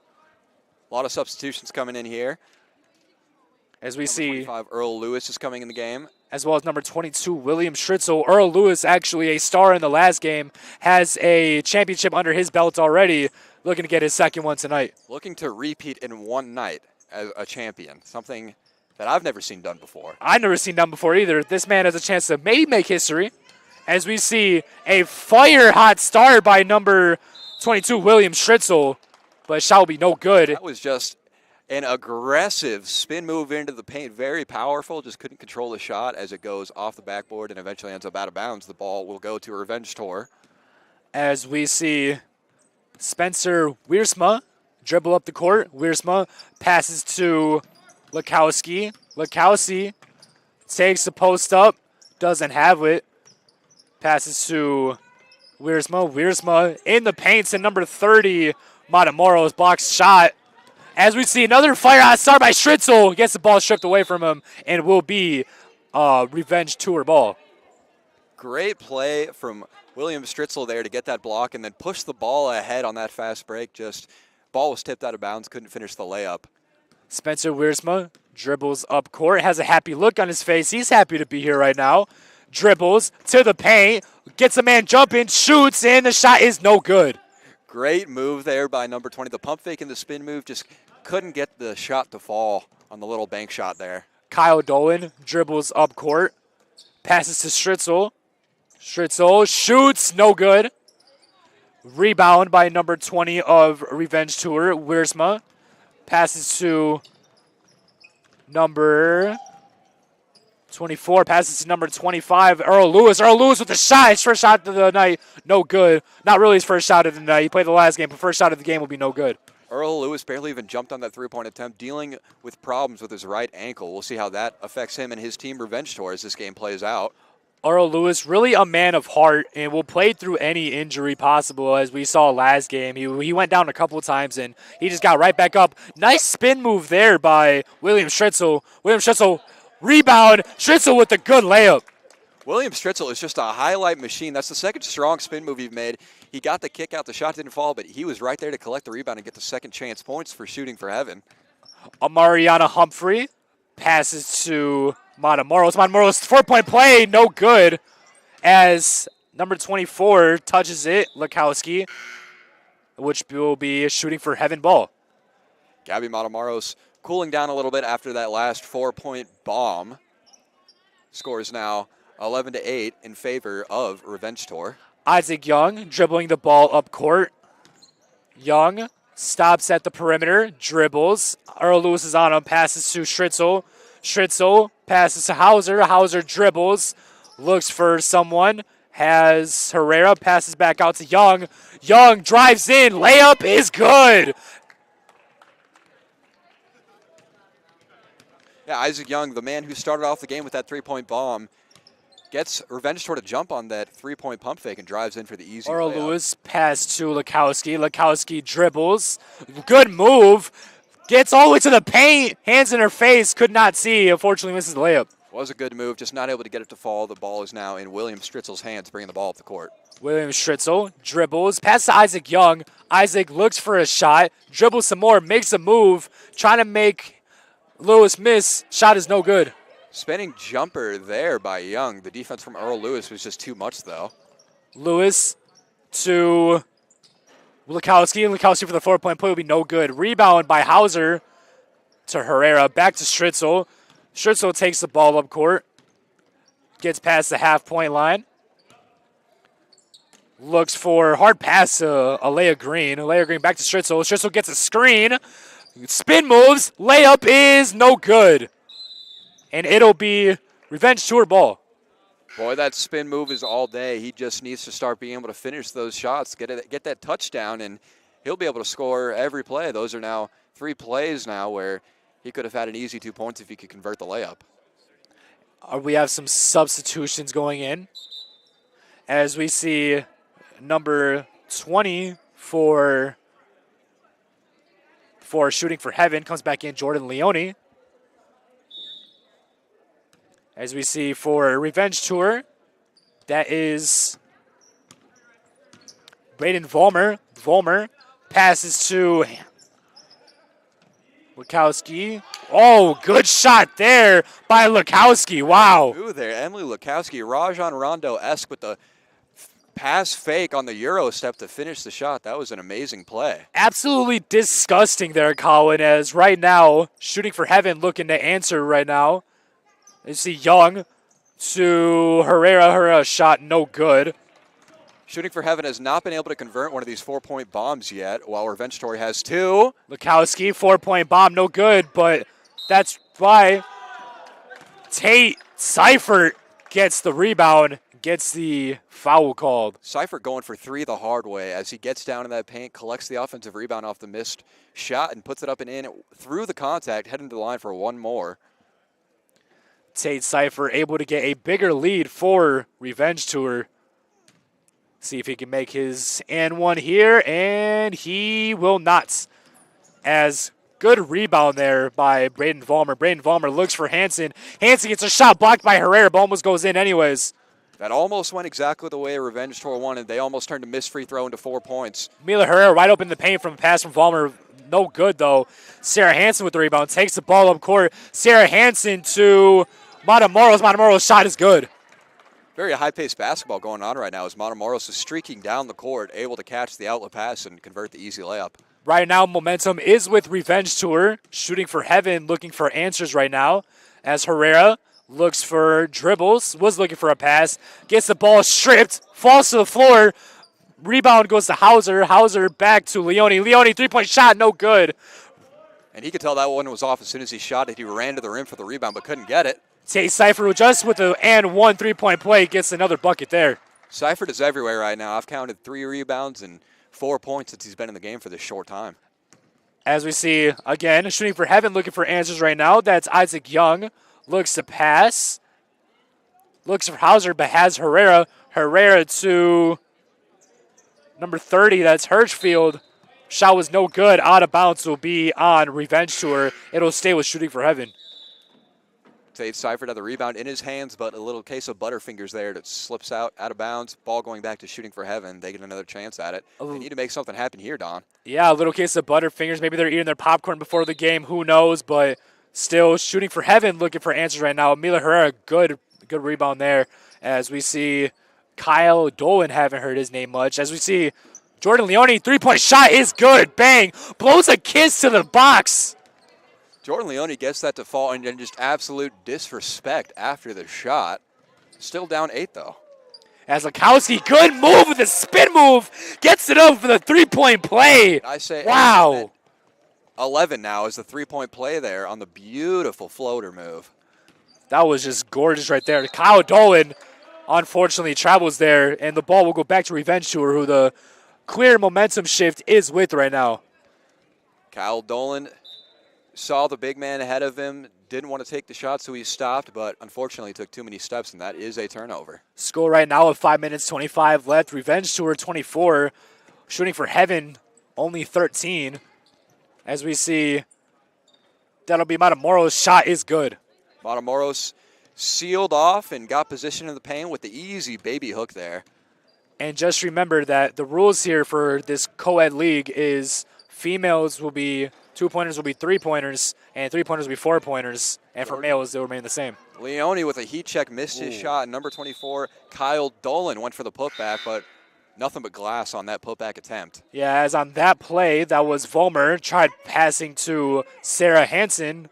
Unfortunately, went right over her head. But Shooting for Heaven, maybe the break that they needed. Yeah, and they are going to need a couple breaks as they're down 14 late in this first half, Don. Yes, I definitely agree, Colin. As we see Leone dribbles, looking for a pass. Passes out to Hirschfield. Hirschfield passes to Hauser. Hauser misses number 21, Alea Green.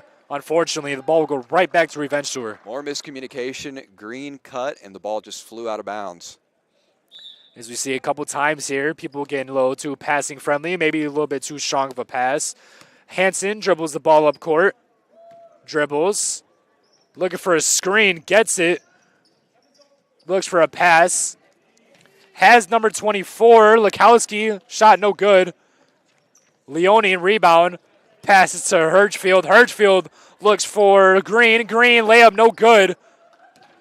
And these 2-on-1 fast breaks have proven to be tough for both teams here. Leone gets the ball right back to him for Shooting for Heaven. Leone looks for Green. Green shot no good. Rebound Leone. Shot no good. Rebound Leone. Shot is good. Leone there just unchallenged on the fast break. Got the rebound, missed it, got the rebound again. 2 offensive rebounds in a row as Revenge Tour just kind of gave up there and let him have it. Hey, nothing wrong with racking up those stats there, especially in the championship game. Sarah Hansen, deep 3, or deep 4, I should say, no good.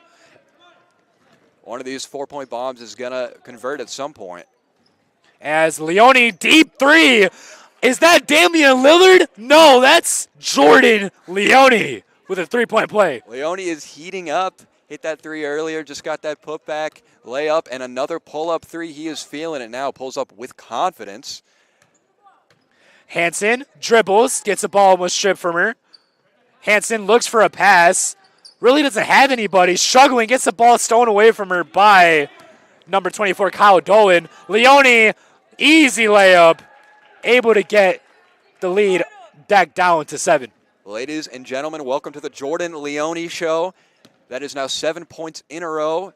Jordan Leone is single-handedly pulling Shooting for Heaven back into this game. Yes, he is, as he is the man guy getting all the buckets right now. As we see number 24, Emily Lukowski, 4-point play. They said, you're going to heat up, I'm going to heat up too. 4 points there for Revenge Tour. And that is so huge when you get one of those women to hit a 3-point shot because it is not a 3, is it a 4-point shot? Leone, another deep 3. Oh, my goodness. Really on a hot streak right now from the logo. Jordan Leone will not let Shooting for Heaven get out of this game. He is single-handedly putting the team on his back. I know his back hurts right now, Don. Oh, his back definitely hurts. It's another. Uh-oh. Oh, my Uh-oh. God. Uh-oh. We might be seeing a 3-point, 4-point showdown right now. And this might be the 5v5 championship, but this is really a 1v1 right now. It really is. A nice matchup between Leone and Lukowski. As everybody's really starting to get fired up here, Leone gets the rebound. Back out to Dolan. Dolan, 3-point play. Bang! Another three! Dolan joins the show, hitting the 3 off the corner pass from Jordan Leone. Wow, just an impressive performance here by both teams. So much offensive firepower right now. These teams are trading 3- and 4-point shots right now. Lukowski dribbles, gets a pass to number 21.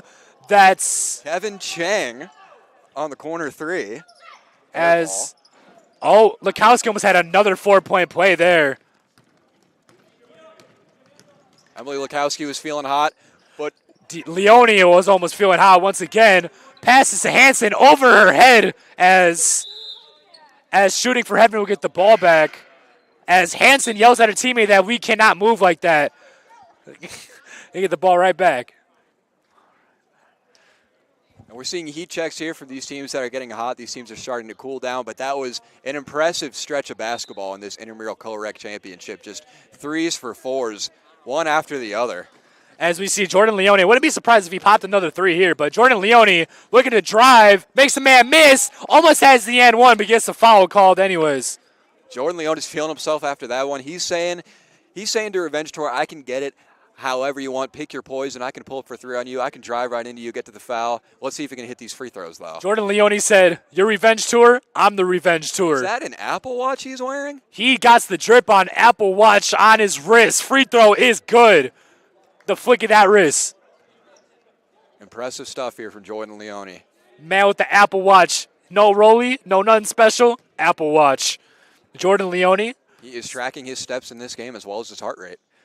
definitely able to do that, as that's important to always track up on yourself. Make sure you're getting the right exercise on. As we see Kyle Odegaard back in the game. Kevin Chang dribbled himself into trouble there. Back to Chang. Chang looks, passes to Lukowski as they're able to draw the foul there.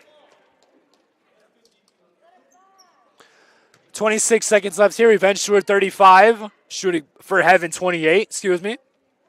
A lot of offensive firepower in this first half, Don. Oh, yeah, definitely. Like I said, it was just like last game in the first game of intramurals here on UWW-TV, as it started off slow, but then got hot towards the end of the first half, then through the second half, as Odegaard missed shot there. Rebound, Leone. Jordan Leone's size is too much for Odegaard in the paint as he gets the rebound, brings the ball 10 back seconds. 8, 7, 6. Losing time. Hauser, layup is good.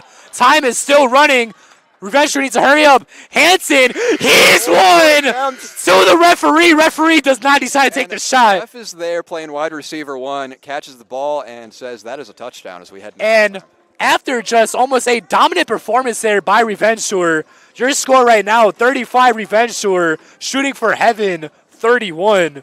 What is your thoughts on this first half so far, Colin? You know, it was a slow start, Don, but once Jordan Leone started heating up, we saw him taking those early shots, wasn't getting him to fall, but he did not let his confidence break, kept pulling up for 3.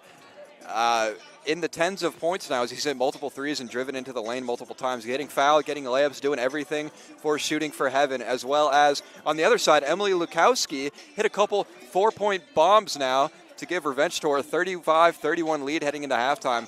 Exciting stuff so far, Don. Oh, yeah, definitely. It was definitely just a show between these 3-point shooters. We saw Kyle Odegaard knock down a couple, and then you got, Humphrey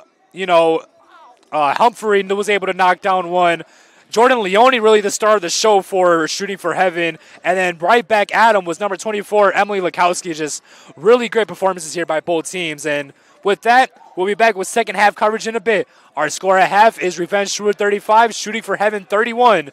This is Intramural Basketball Championships live on UWW-TV.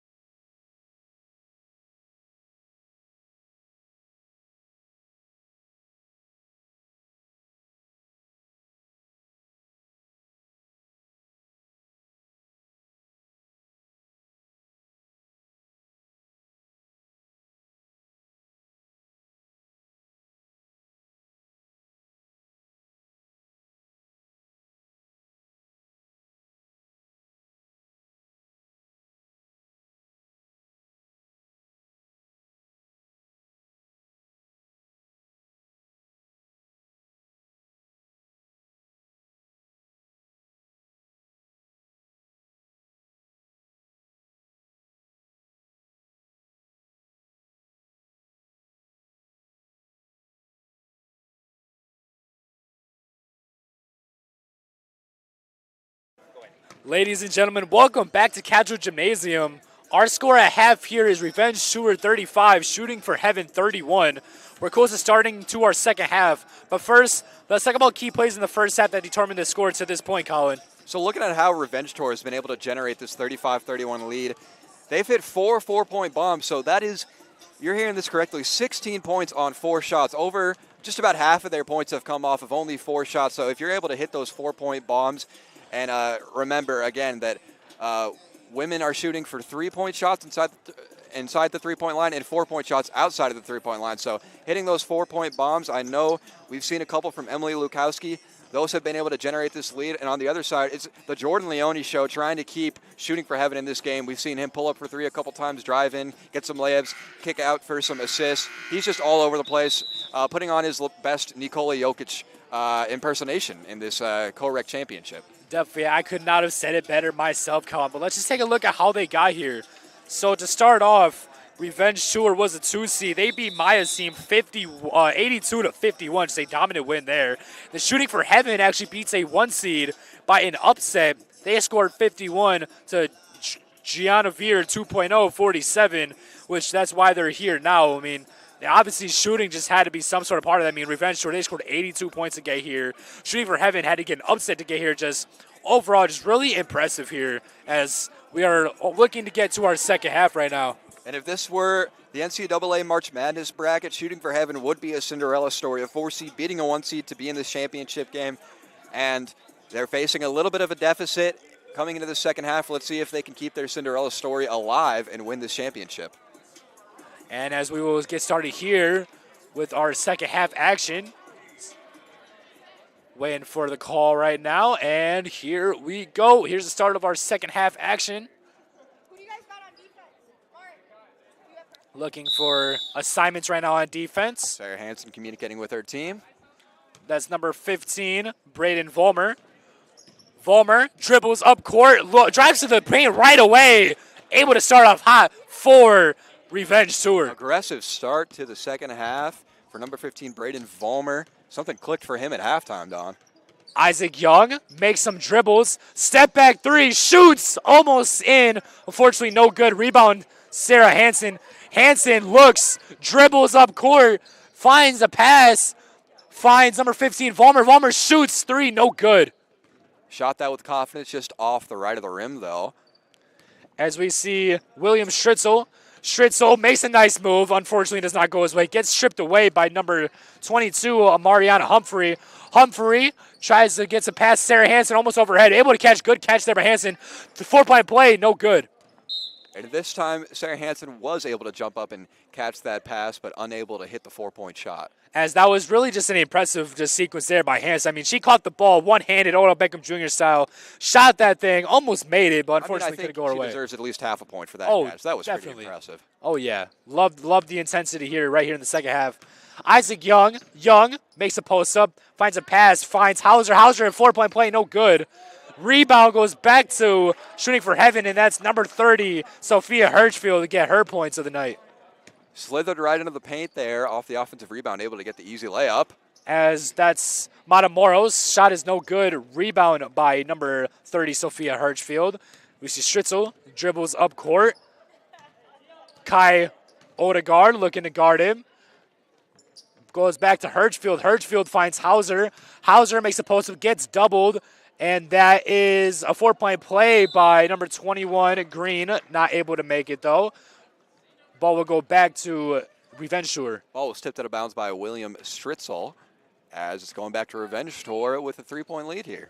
As we see number 15, Braden Vollmer takes the ball up court. Vollmer gets a screen. Pick and roll action, almost no good. A good rebound there by Odegaard. As we see number 22, Humphrey. Shot is good. Wow, what an impressive shot by there. Humphrey barreled down the lane there. Just a very aggressive move and put it up and was able to get the bounce for 2 points for Revenge Tour. A deep pass there. Alea Green, layup is good. Another 3-point play. Just so people are not confused who are watching this stream right now, is for the females, 2 points are worth 3, 3 points are worth 4. As we see here, Sarah Hansen gets herself a nice 3, but as I was saying, the men will do a casual 2 or 3 pointers as females shoot the ball. When it's 2 points is 3, 3 points is 4. As we see Isaac Young gets a 3 up, no good. Rebound, Hansen almost loses it. Gets the ball back, dribbles up court, finds Vollmer. Vollmer looks, makes a man miss. Easy drive to the paint. Gets the and one. 3-point play the hard way by Braden Vollmer. Braden Vollmer was able to get Isaac Young to jump on that 3-point pump fake, drove all the way to the paint, got the layup, and will try to get 3 points the hard way on this and one attempt. As he will try to get 3 points the hard way right now, as we see substitution right now for Shooting for Heaven. That's number 32, Mila Herrera. Gets her action of the second half. Vollmer. Free throw is up, and 3-point play will be no good as Stritzel gets the rebound. Stritzel dribbles up court. Dribbles slowly, meaning he's probably about to find a man. Does. That's number 30, Hirschfield. Hirschfield drives to the paint, makes a post-up move, gets blocked by Matamoros. As rebound goes back to Herrera. Herrera tries finding Isaac, and Stritzel, 3-point no good. Rebound will go to Vollmer. And I'm wondering how much longer we'll see Jordan Leone off the court as Revenge Tour is building a bit of a lead here in the second half. Hey, nothing wrong with resting your good guy as they're actually going to work right now. William Stritzel uses his height to his advantage to get that easy layup. Got up high enough to dunk the ball there, but instead goes for the easy layup. And maybe so much for Jordan Leone not being in. His team is doing hot right now. As we see Stritzel makes a spin, almost falls, gets back up, gets a Kenny Pickett slide, and gets a foul right there. Foul will be on Sarah Hansen. That'll be Heaven's first. As you see another sub, here's your man, Jordan Leone, gets back in for the game. Jordan Leone coming in for William Stritzel. Let's see if he is still hot from that first half explosion he had as his team is down 6. He's going to look to make something happen here. As we see Herrera gets the ball to Churchfield. Churchfield, 4-point play, no good. Rebound goes to Alea Green, able to create possibly another 4-point play the hard way. That is an and one as Alea Green looking like Alea Grundall down in the paint, catching that offensive rebound, putting it back up for 2 and the foul. That's just a great comparison there. Alea Green, Alea Grundall, more like Alea Green. Shout out to Alea Grundall, I think I'm seeing double right now. the current scoring record in WIAC. As free throw will be no good, so it'll just be 3-point play. As we see Emily Lukowski gets back in the game. Lukowski layup no good. Rebound Leone. Leone looks to turn up. Uses his height to his advantage and his legs. Shot blocked there by Vollmer. Wow, what a block. Talk about using your height to your advantage. Vollmer barely jumped there and was able to get the block. Emily Lukowski gets a contested layup. Layup is good. Very impressive 3-point layup there for Emily Lukowski over the size of Jordan Leone. And his stretched arm goes right over him and banks the 3-point play in. Isaac Young back to Hirschfield, back to Leone. Leone makes a man jump. Leone drives to the paint, uses his advantage, as AJ Colbert says, gets the 2-point play. Went right through the contact, stayed calm. The body control was very impressive there as he was able to hang in the air and get that layup. As you see, Kai Odegaard, nice layup there. Responds and makes his own move on Jordan Leone. Those two are having a little bit of a back and forth right now. But Shooting for Heaven, Leone needs to heat up because Shooting for Heaven is still down 6, and Revenge Tour is definitely not going down at all. As we see, shot no good there by Hirschfield. Rebound goes to Vollmer. Vollmer picks up his dribble. Dribbles past half court. Dribbles. Gets the screen. Drives to the paint. Contested layup blocked by Leone once again. Jordan Leone staying patient in the paint. They're able to rise and get the block on Braden Vollmer. Leone, great pass there to Hirschfield. Hirschfield gets herself a 3-point play. Leone all over the place, blocks the ball, gets the rebound, and throws it up court for the easy layup for Sophia Hirschfield. Mariana Humphreys takes the ball up court. Gets a screen. Looks for a man. Doesn't have it. Gets blocked by Herrera. Herrera with a nice steal. As Leone looks for Hirschfield. No good. Hirschfield picks up her own rebound. Hirschfield, shot, no good. Driving layup, no good. Leone gets his rebound, gets the putback. Second chance points is the key for Shooting for Heaven here as they were able to get the ball back after the blocked shot. And Jordan Leone was able to tack on 2 more points to his score total right now. Kai Odegaard drives, looks for a man. That's Vollmer on the outside. Vollmer, 3-point play, no good. Putback by Lukowski, no good. Lukowski gets her own rebounds again. Putback, no good. Putback by Kai Odegaard. however good. Second chance points. How about fourth chance points? Fourth chance points we don't really see usually. Kai Odegaard was able to get 3 offensive rebounds in a row until As they eventually hit the shot. we see a timeout here. Not sure who called it, but so far right now we actually see a 3-point game as Revenge Tour 52 and Shooting for Heaven 49, and that's just insane. They were just down a lot, and now they're just coming back. Jordan Leone taking over once again. Jordan Leone, I would not be surprised if we saw him play the rest of this game. Down 6 or 8 when he came in the game. Now it's only a 3-point game. He's doing his best on the defensive and offensive end to get his teammates involved and get himself involved and bring his team back in the game. Definitely Only a 3-point game now, Don. Definitely bringing his team back in the game. He said, "I am the Revenge Tour" as an update. Shooting for Heaven, sorry, has called this timeout right here. As we'll get back to the action here soon. Just a insane game right now. I'm loving the offensive battle I'm seeing. Nobody really giving up. We're seeing a lot of shots. I'm enjoying the ruling here with the female shooting the ball, and I'm loving the bangs we're seeing here. And you gotta love this energy. These students able to get out here and compete in a championship game, championship level basketball, and it's a close game here. We got a good game on our hands, Don. Yeah, definitely here. As we will get back to action here, as we will see 24 Emily Lakaus, or 24, excuse me. That's Kyle Dolan taking the ball up. He confirms that is indeed his name. As Jordan Leone, once again the star of the show, gets 2 screens. Leone dribbles, posts up, makes a spin. Contested layup is good. Jordan Leone just towering over the competition right now, literally and metaphorically. He's about 3 inches taller than anybody else on the court. Emily Lukowski thought about step back 3, and here's that man, former varsity Whitewater player Earl Lewis takes a shot, no good, but rebound goes back to Lukowski. Lukowski gets a ball taken away from her by Herrera. Good play by Herrera to get the ball back for Shooting for Heaven. And let's see if Revenge Tour tries to utilize Earl Lewis. Obviously on that bad ankle can't be 100% effective, but a former varsity player is a former varsity player. This man has played at the D3 level before, so let's see if they try to utilize him as Jordan Leone tries to get Shooting for Heaven the lead in this game. As I bet he's kind of tired now. He had the most points in the last game. Already has a championship under his belt, as I mentioned multiple times on this broadcast. Lukowski takes the ball up, finds Humphrey. Humphrey uses her speed. Layup would be no good. Leone with the rebound. Humphrey just putting her head down and charging into the paint. Last time it worked for her. This time it didn't. Leone tries to get a 3. No good. Rebound Earl Lewis. Earl Lewis dribbles up court. Former varsity player with a little bit of a limp, but he does not care. He loves the game too much. Deep 3. Bang! Former varsity player Earl Lewis right back with the firepower. Bad ankle, one ankle, no ankles. It don't matter for Earl Lewis as he pulls up for the 3-point shot there to give Revenge Tour the 4-point lead. Definitely.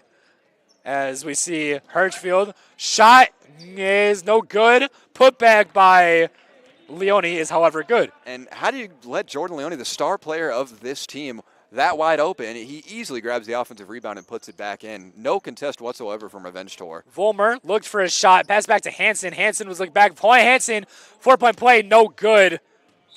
As it will be back with Shooting for Heaven. Only a 2-point game here so far, Colin. And we haven't seen a 4-point bomb drained in a minute, but I'm feeling one coming, as there were a couple there in the first half, but these ladies have cooled down. Let's see if one of these teams can get one of these 4-point bombs to go. That would be huge when you have a 2-point game right now. Jordan Leone, the Nikola Jokic type, dribbles the ball up court, gets it to Hauser. Hauser makes a move, gets the ball to Alea Green. Alea Green to Kyle Dolan. Dolan gets a screen, drives to the paint. Shot is up and no good. Rebound goes to Lukowski. And I guess you could say Earl Lewis has Intimidator on Hall of Fame as he caused the air ball there from number 24. A great NBA 2K reference right there. Thank you. Lukowski tries to find the corner, has Volmer. Volmer makes a move to the right. Shot up, no good. Rebound will go to Alea Green. Volmer with a great move there. The pump fake, the sidestep, created space. Did it just like the pros, but couldn't hit the shot. As Leone saw a man coming, uses his size, his height, his speed. Layup is good. Jordan Leone taking over the show. And you saw number 15, Braden Vollmer, gamble there, and that is not a good idea against Jordan Leone, who was able to get that spin move and then get into the lane for an uncontested layup. And now it is 55 all, as we see. We're just seeing really a 7-point game in the first half, but now Shooting for Heaven has fired up our Jordan Leone 3-point play, no good. Lukowski gets the ball at half court, dribbles, makes a move, uses her shoulder, and unfortunately travels, and the ball will go back to Shooting for Heaven. Tried to do the spin move there, but Lukowski could not pick a pivot foot as she stumbles her feet there, and that is a travel. As we see a substitution right here, number 30, Sophia Hirschfield gets back in the game for Mila Herrera. As we see, the ref's picking up something, not sure, but your star of the show, Colin Jordan Leone, dribbles up court, looks for Hirschfield. Hirschfield to Dolan. Dolan makes a move, trying to make a man miss. Hauser dribbles, finds Green, doesn't have her. Earl Lewis, good hustle there, able to get the ball in bounds. Wow. On a bad ankle, he's putting his body on the line as he goes for the save there. Let's see what he can do now. I mean, oh my God! My goodness. Earl Lewis, the Nasty work three-point from Earl Lewis. sharpshooter, able to knock that one down from the logo. And on that bad ankle, he's not able to create too much space, but it doesn't matter when you can pull up from the logo on Catchell Gymnasium. He can shoot from anywhere in the court. Kyle Dolan, good move. Fortunately, it'll be no good. Rebound goes to Matamoros. Earl Lewis, see if he shoots another one here. Makes a move, drives to the paint, shot by Lewis, no good. Gets his own rebound, makes a move, makes a man miss. Putback is good. And I apologize, Earl Lewis. I just said he couldn't create any space with that bad ankle. He proved me wrong. The behind-the-back move on the star player of Shooting for Heaven, Jordan Leone, gets in there for the layup. Yeah, he did prove you wrong, making you look a little stupid there, as you see a foul there on Earl Lewis.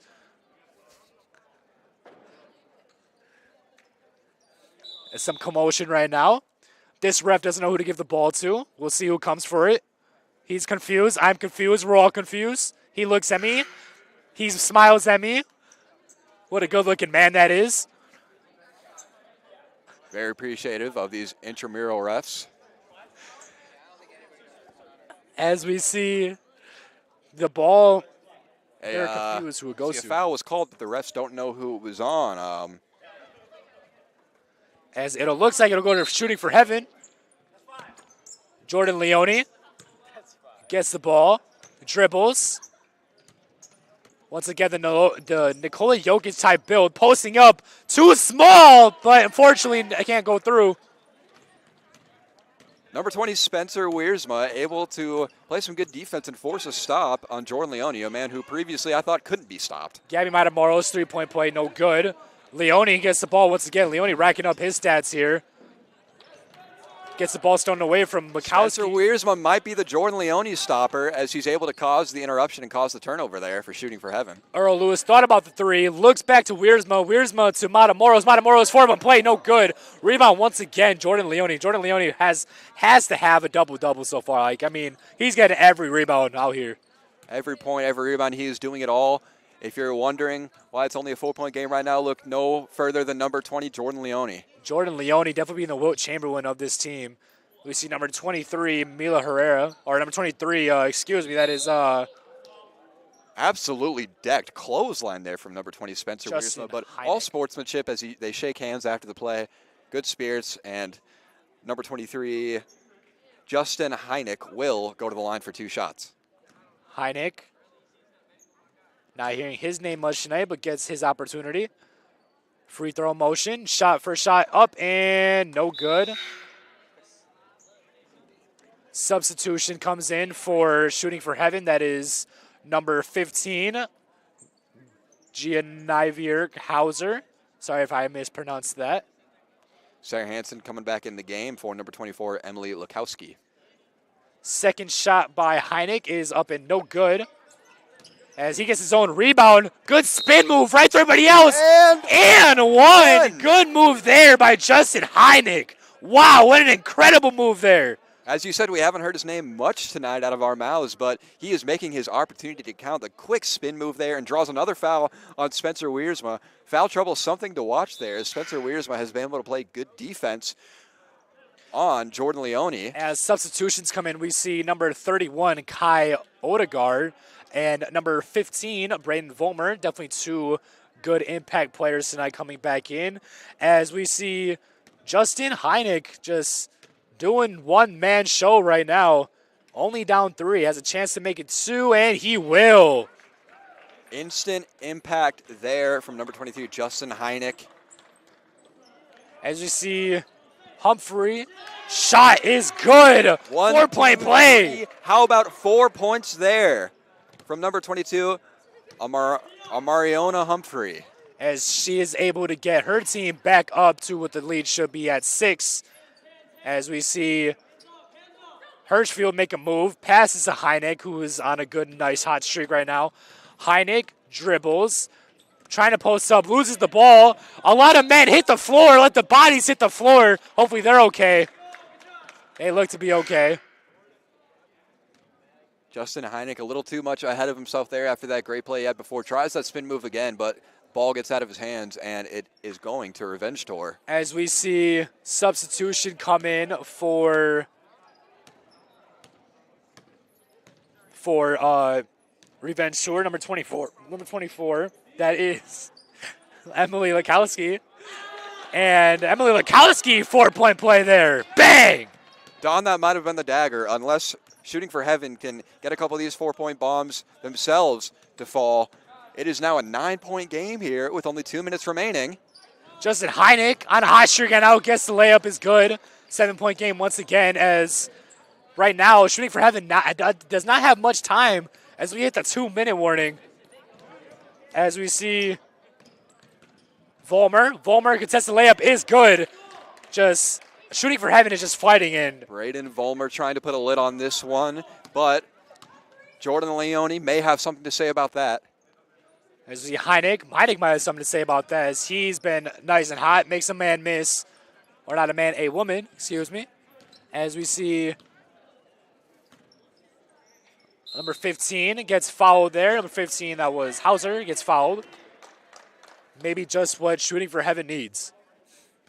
They're going to need a lot here. Remember that if a woman shoots a shot behind the 3-point line, it is worth 4 points. So these 4-point bombs when you're down 9 could be crucial. I think they're going to need at least a couple of them. Just a minute 15 left. That's your man, Jordan Leone. Guess it's Heineck. Heineck, deep 3, no good. Good rebound there, Gabby Matamori. A score here for Revenge Tour could be crucial in them winning this Colrec Intramural Basketball Championship. As you see, less than a minute left. Looks like Shooting for Heaven's trying to foul. You see a wide open Kai Odegaard in the paint. 11-point game as they look to put icing on the cake here, Colin. Anything's possible, Don, when you have a 4-point shot in play, but they're going to have to act quick. Shot there, no good. Rebound goes to Lakowski. Lakowski dribbles up court, just over 30 seconds left, and once again misses Sarah Hansen. Right Luckily, overhead. this time it was tipped. Luckily for Sarah Hansen, as the ball remained Revenge Tour. And with Shooting for Heaven not fouling here, it seems they may have conceded with an 11-point lead for Revenge Tour with only 30 seconds remaining. Make that 13, Don. Shot is good. Now a 13-point game, as really now if you're Shooting for Heaven, you really have nothing to lose. Hirschfield, the shot is no good. Tries to get her own rebound, unfortunately does not, and the ball will go back to Revenge Tour, as that looks to be the icing on the cake here. You can see the bench for Revenge Tour standing up, ready to celebrate. Revenge Tour, number 2 seed, looks to take this one over Shooting for Heaven. A great game here. Everyone battled till the end. Revenge Tour caught fire late second half. 3, 2, 1, and their co-ed intramural champions are number 2 seeded Revenge Tour. And the celebration begins here for Revenge Tour as they win by 13. And that was just a great offensive battle here. Everyone was just fighting. You know, it's not like Shooting for Heaven. You know, it's not like they got dominated. They were fighting. They were down. End, yeah, they were down majority of the first half, caught back up, and it was a tied game at one point, but then Revenge Tour got their stamina right back to them and they were able to take this nice championship game. Yeah, Don, and I think if you look at the tail of the tape, I think the difference was Revenge Tour was just the deeper team, shooting for heaven. While they did have some good stints from players like Justin Heineck and number 30 Sophia Hertzfield, it was mainly Jordan Leone running the show, and while he was great, a very impressive performance from him, it's going to take more than one man to beat a team like Revenge Tour, who's got former varsity player Earl Lewis hit a couple threes, Emily Lukowski hit a couple 4-point bombs, as well as Sarah Hansen. Just an all-around great performance, and the tail of the tape, 4 or 5 4-point bombs for Revenge Tour to, I believe, 0 for Shooting for Heaven. And those 4-point bombs will add up, and they did in this one. Thank you, Colin, for that. I couldn't have said it any better myself. And that will do it for this matchup. Thank you again for tuning in for the Intramural Basketball Championships. We will have men's A championship game coming up just in a little bit. Stay tuned. Your score or your champions for this one, Revenge Tour. And this is UW Whitewater Intramural Basketball Championships live on UWW-TV.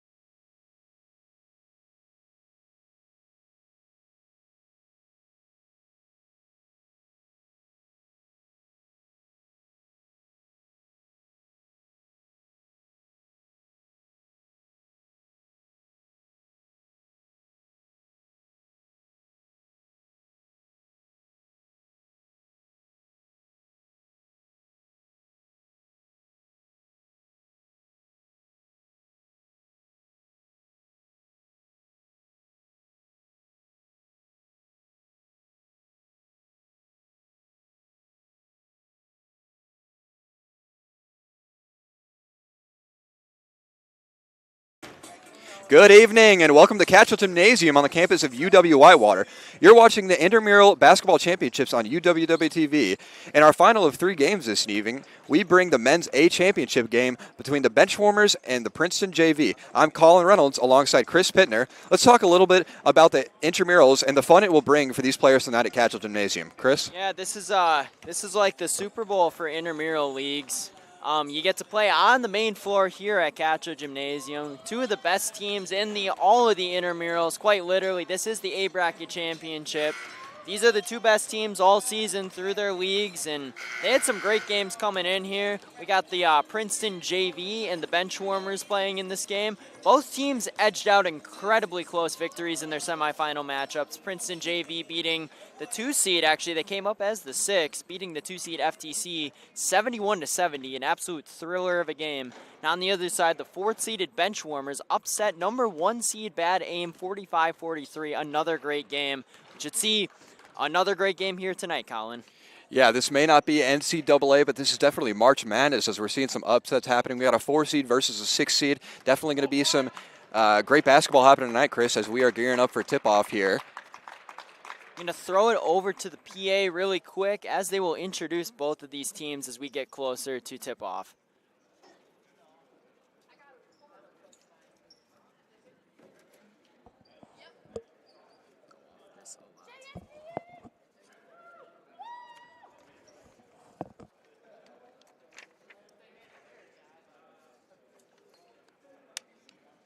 Something for me, Don.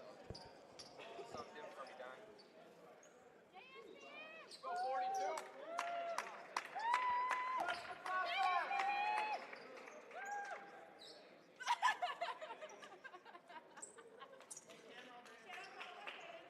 All my fans, JSBN.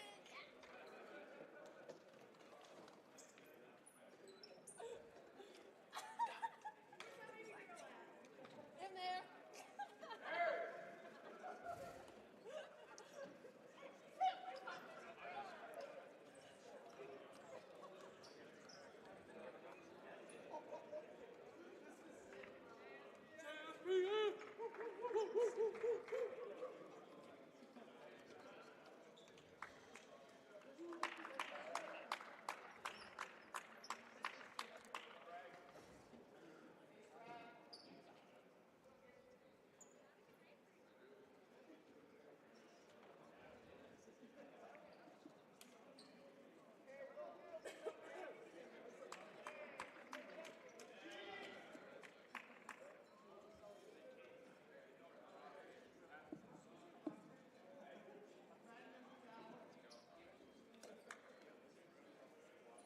Check. Yo.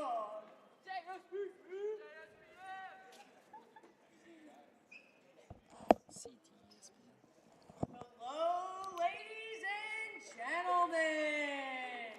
Welcome to the A bracket championship game.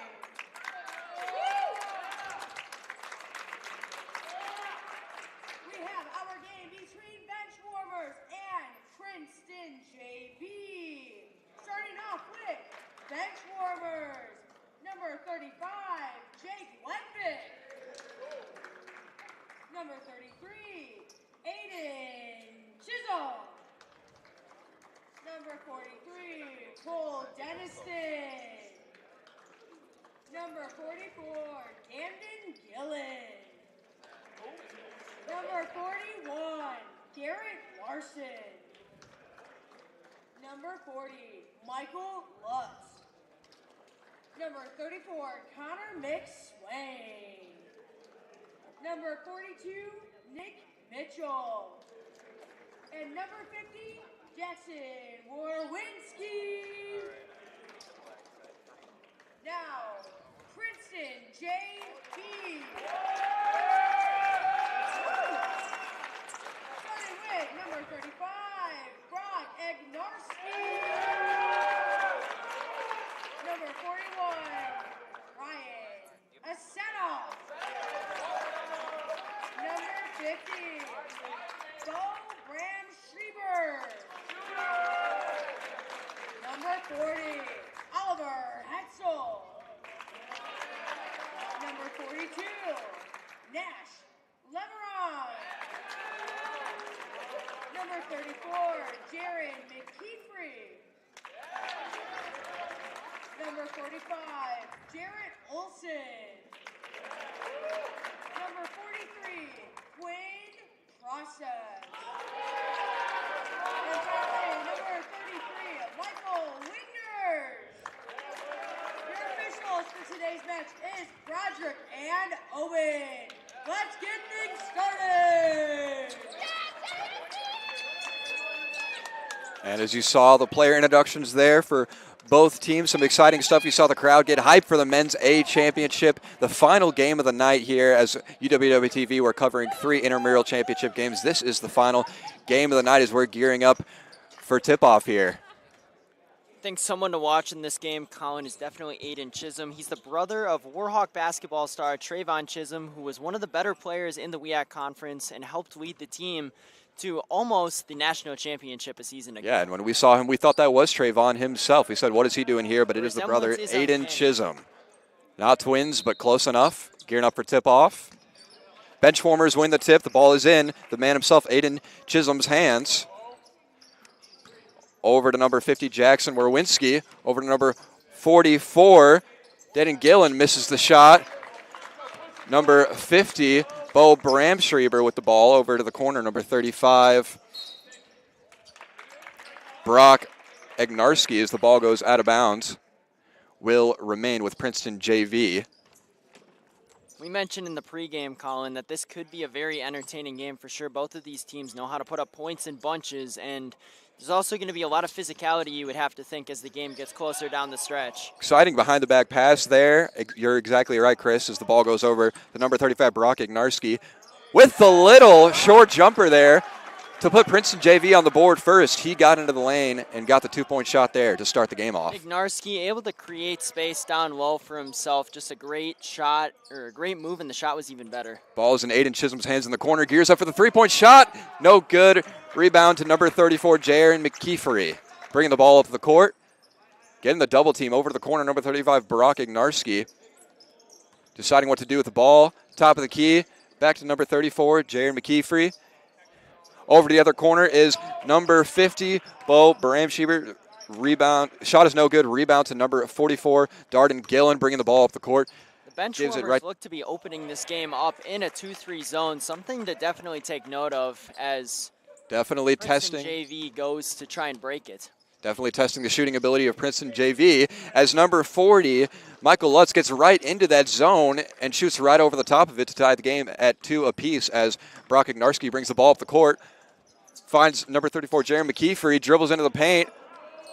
Hop step, players calling for travel, but regardless, it's no good. Outlet pass from number 44. Darden Gillen is a little errant there as the ball goes out of bounds. Going back to Princeton JV here. Just a miscommunication, I think, between the two players. Absolutely. On that play. Just he thought he was going to be a little deeper down the court, and it just didn't end up working out and resulted in the turnover. Those turnovers can prove to be costly, and especially in big games like this, as we see Brock Egnarski top of the key with the ball.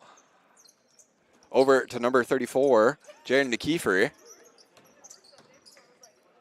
He gets in the lane right over Aiden Chisholm and cannot get the little scoop shot to go as Aiden Chisholm brings the ball up the court after getting that rebound off the missed shot. It was a good job by Aiden Chisholm to stay straight up on that defensive possession, but still able to get some contact on him and make it a tougher shot. Aiden Chisholm sizes a man up, takes a sidestep three, and hits nothing but air as the ball goes out of bounds. Back to Princeton JV here. Brock Egnarski, the point guard seemingly for this Princeton JV. Right back to him. Playing a little two-man game as Brock shoots the three, and another air ball. Game starting off a little bit slow here, Colin, but that's kind of to be expected. There's definitely a few nerves flying through the building, just as they've never played in a situation like this before here in Catchell Gymnasium. Certainly in Catchell Gymnasium. Everything to play for. Something to note, too, the regular season was played in the field house with a high school three-point line, so these players have to adjust to the further three-point line in this championship game. Aiden Chisholm in the corner now, passes down low. Number 40, Michael Lutz. The ball is tipped out of bounds, but it will stay with the bench warmers. The defender on that play just did a great job of baiting baiting number 40 into the offensive mishap and was able to tip the ball away as a result. Definitely, Chris. As Aiden Chisholm sizes his man up with the behind-the-back move there. He is just dancing on his defender, getting in deep, throws up the little hook shot, hits nothing but the backboard. Brock Ignarski is pushing the ball now, finds number 50 of Bramschreiber in the corner, bang, hits the three-point shot. First shot we've seen hit in about 4 minutes here for Princeton JV. But a quick response from number 44, Dayton Gillen, for the bench warmers. Game has definitely opened up a little bit here more on these last few possessions. Chisholm with a bit of a tough take. I don't know if I would have taken that shot personally, but if he's confident in it. Good pump fake from Jaron McKeefery. Gets his space on the three-point shot, but cannot hit it. As the ball's now in Aiden Chisholm's hands once again on the fast break. A 1-on-3 fast break finds his man, number 50, Bo Bramschreiber, into the corner. Back to number 35, Jake Wedvik hits the three for the bench warmers. Nothing but the bottom and net on that one, Chris. Colin, that's what you call nothing but nylon on that three for sure. I mean, some call it a twick, some call it a swish. I call it How just pure was that sound? One of the best sounds there is. no denying that. The ball finds Brock Agnarski, moves his feet a little too quick and gets the travel called on him as we see number 40, Oliver Hetzel, coming into the game for number 33, Michael Winders for Princeton JV. Those little shuffles of the feet are exactly, as a player, you're just going to want to hit yourself in the head after a play like that. It's just a little mental mistake, that little feet shuffle. As we see number 35, Jake Wedvik passes it over to number 50, Jackson Werwinski. Back to number 40, Michael Lutz. Two-man game here between 40 and 50. Over to Aiden Chisholm. Back to Michael Lutz. Sizes up three-pointer, no good. Rebound to Brock Agnarski, number 35, bringing the ball up the court here for Princeton JV. The offense just seemed a little stagnant on that play for the bench warmers. They were Definitely. all just kind of standing around waiting for someone to do that. But we're seeing Bo Brandschreiber really start to heat up from three. That's his second one already. Not stagnant at all for Princeton JV, as Bo Brandschreiber is definitely heating up, just as you said it, Chris. Another three-point shot. Ball's over to number 44, Dayton Gillen. Brock Agnarski, another rebound, bringing the ball up the court, pushing the pace for Princeton JV. Finds number 34, Jaron McKeefery, cannot get the layup to go. Drives in, tough move, but just too many men in the paint there for the bench warmers as they get to stop. As number 35, Jake Wedvik, barrels into the paint on that fast break off the pass from Aiden Chisholm, and he will head to the line for two shots. Wedvik has really impressed me so far in this game. He already has that nothing but net three, and now just a really solid take down the lane. He just did a great job of absorbing the contact and still being able to get a shot up. Just you're seeing the offensive skill, able to adapt to any situation, able to hit those open threes and also push the ball, but cannot hit the free throw off the back, kind of wedged between the glass and the rim there, no good. You know, some may say, Colin, ball do not lie on that free throw. I'm sure some of the players on Princeton JV are thinking the exact same thing, Chris. Let's see if he can make the second shot, though. He cannot. But offensive rebound for number 44, Dayton Gillen. Back out to number 50, Jackson Werwinski. Over to the man himself, Jake Wedvik. May not be able to hit free throws, but he can hit threes, and I'll tell you what, three is more than one, Chris. Yeah, there's no denying that. I mean, if you add the two together, 1 + 1 does equal 2, but the three is definitely preferable in that situation for sure, Colin. Absolutely. Offensive rebounds, very important, and Princeton JV looking to respond here as the ball finds number 50, Bramschreiber again, into number 40, Oliver Hetzel's hands now. Tough move to the paint over Aiden Chisholm. Gets the left-handed layup to go. That was just a fantastic finish off balance. He was able to still control himself enough to get the shot up and over Aiden Chisholm. Absolutely. Fantastic finish. And over the size of Aiden Chisholm, very impressive, as number 50, Jackson Werwinski airballs the shot for the bench warmers. Brock Agnarski out. The ball finds Brock Agnarski once again. Sizing up the ball. Tipped there by the bench warmers, but finds its way into Jaron McKeefery's hands. Now over to Nash Lamarand. Now back into Bram Schreiber's hands. Over to Oliver Hetzler, back out to Bram Schreiber. Another three-pointer is no good this time. Scramble for the rebound, ends up in number 50, Jackson Orwinski's hands. That shot was definitely a little bit of a heat check from Bram Schreiber. He was falling off balance, unable to get it to go on Aiden Chisholm with the solid contest. As we see Dayton Gillen for the Benchwarmers able to get the shot, the little floater there in transition over two men from Princeton JV to hit the two-point shot there in the paint. As we see number 42, Nash Lamarand, shooting the top of the key three and not being able to hit. It's falling back in the Benchwarmers' hands. Finds number 40, Michael Lutz, making his move into the paint. Active feet there. Great footwork. Little spin move. Able to hit the shot over number 42, Nash Lamarand. Lutz, just doing a great job of using his footwork in the post. He's already got 2 buckets down there. And Bram Schreiber is heating up. Is it getting hotter here? Or is it just Bram Schreiber hitting his third three of the match so far for Princeton JV? Aiden Chisholm able to hit the three-point shot, responding to that shot of Bram Schreiber. So far, the marquee matchup has been Bram Schreiber versus Chisholm, and it has lived up to the hype. Chisholm just getting his first bucket, but Bram Schreiber another three, no good. Absolutely. Speaking of, Chisholm contested that shot, but we see number 40, Oliver Hetzel, there, active hands, gets the offensive rebound and puts it back in for 2 more points for Princeton JV. Hetzel now with 2 good buckets off crafty finishes down low. He's just done a great job of creating space for himself down low. He might not be the tallest guy out there, but he's definitely been able to use his frame and his shiftiness to get some good work. Absolutely, Chris. And speaking of shiftiness, we saw a nice move from Aiden Chisholm there, but not able to hit the pull-up jumper from about 7 feet out there. As we see Brock Ignarski go a hard move into the paint. Looks like a block at first, but a foul will be called on Aiden Chisholm, a shooting foul. Number 35, Brock Ignarski, will head to the line for 2 shots for Princeton JV. That was definitely one of those calls, Colin, that could go either way. And the ref decided there was a foul on Chisholm, so Ignarski will be at the free throw line for 2. Absolutely, Chris. To see him gear up for the first shot here. And it's good. Close game here so far, 17-16. Both teams been able to get in the groove as we see substitutions coming in here now. Number 41, Garrett Larson, comes in for the Benchwarmers.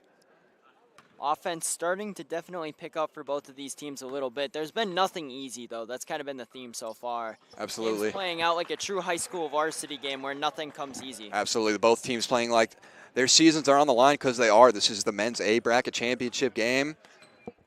Both teams going for gold here, you could say. Aiden Chisholm passes over to Garrett Larson, recently checked into the game. As right wing, number 44, Dayton Gillen, passes over to number 50, Jackson Orwinski, as he makes a strong move to the basket, gets fouled. That was a great take by Orwinski to the basket, able to get himself some free throws, absorb the contact, and went up fearlessly. Through 2 men there, able to absorb the contact, just like you said, Chris. Not able to hit the shot, but drew enough contact to draw the fouls. He heads to the line for 2 more free throws. For the Benchwarmers, he hits the first.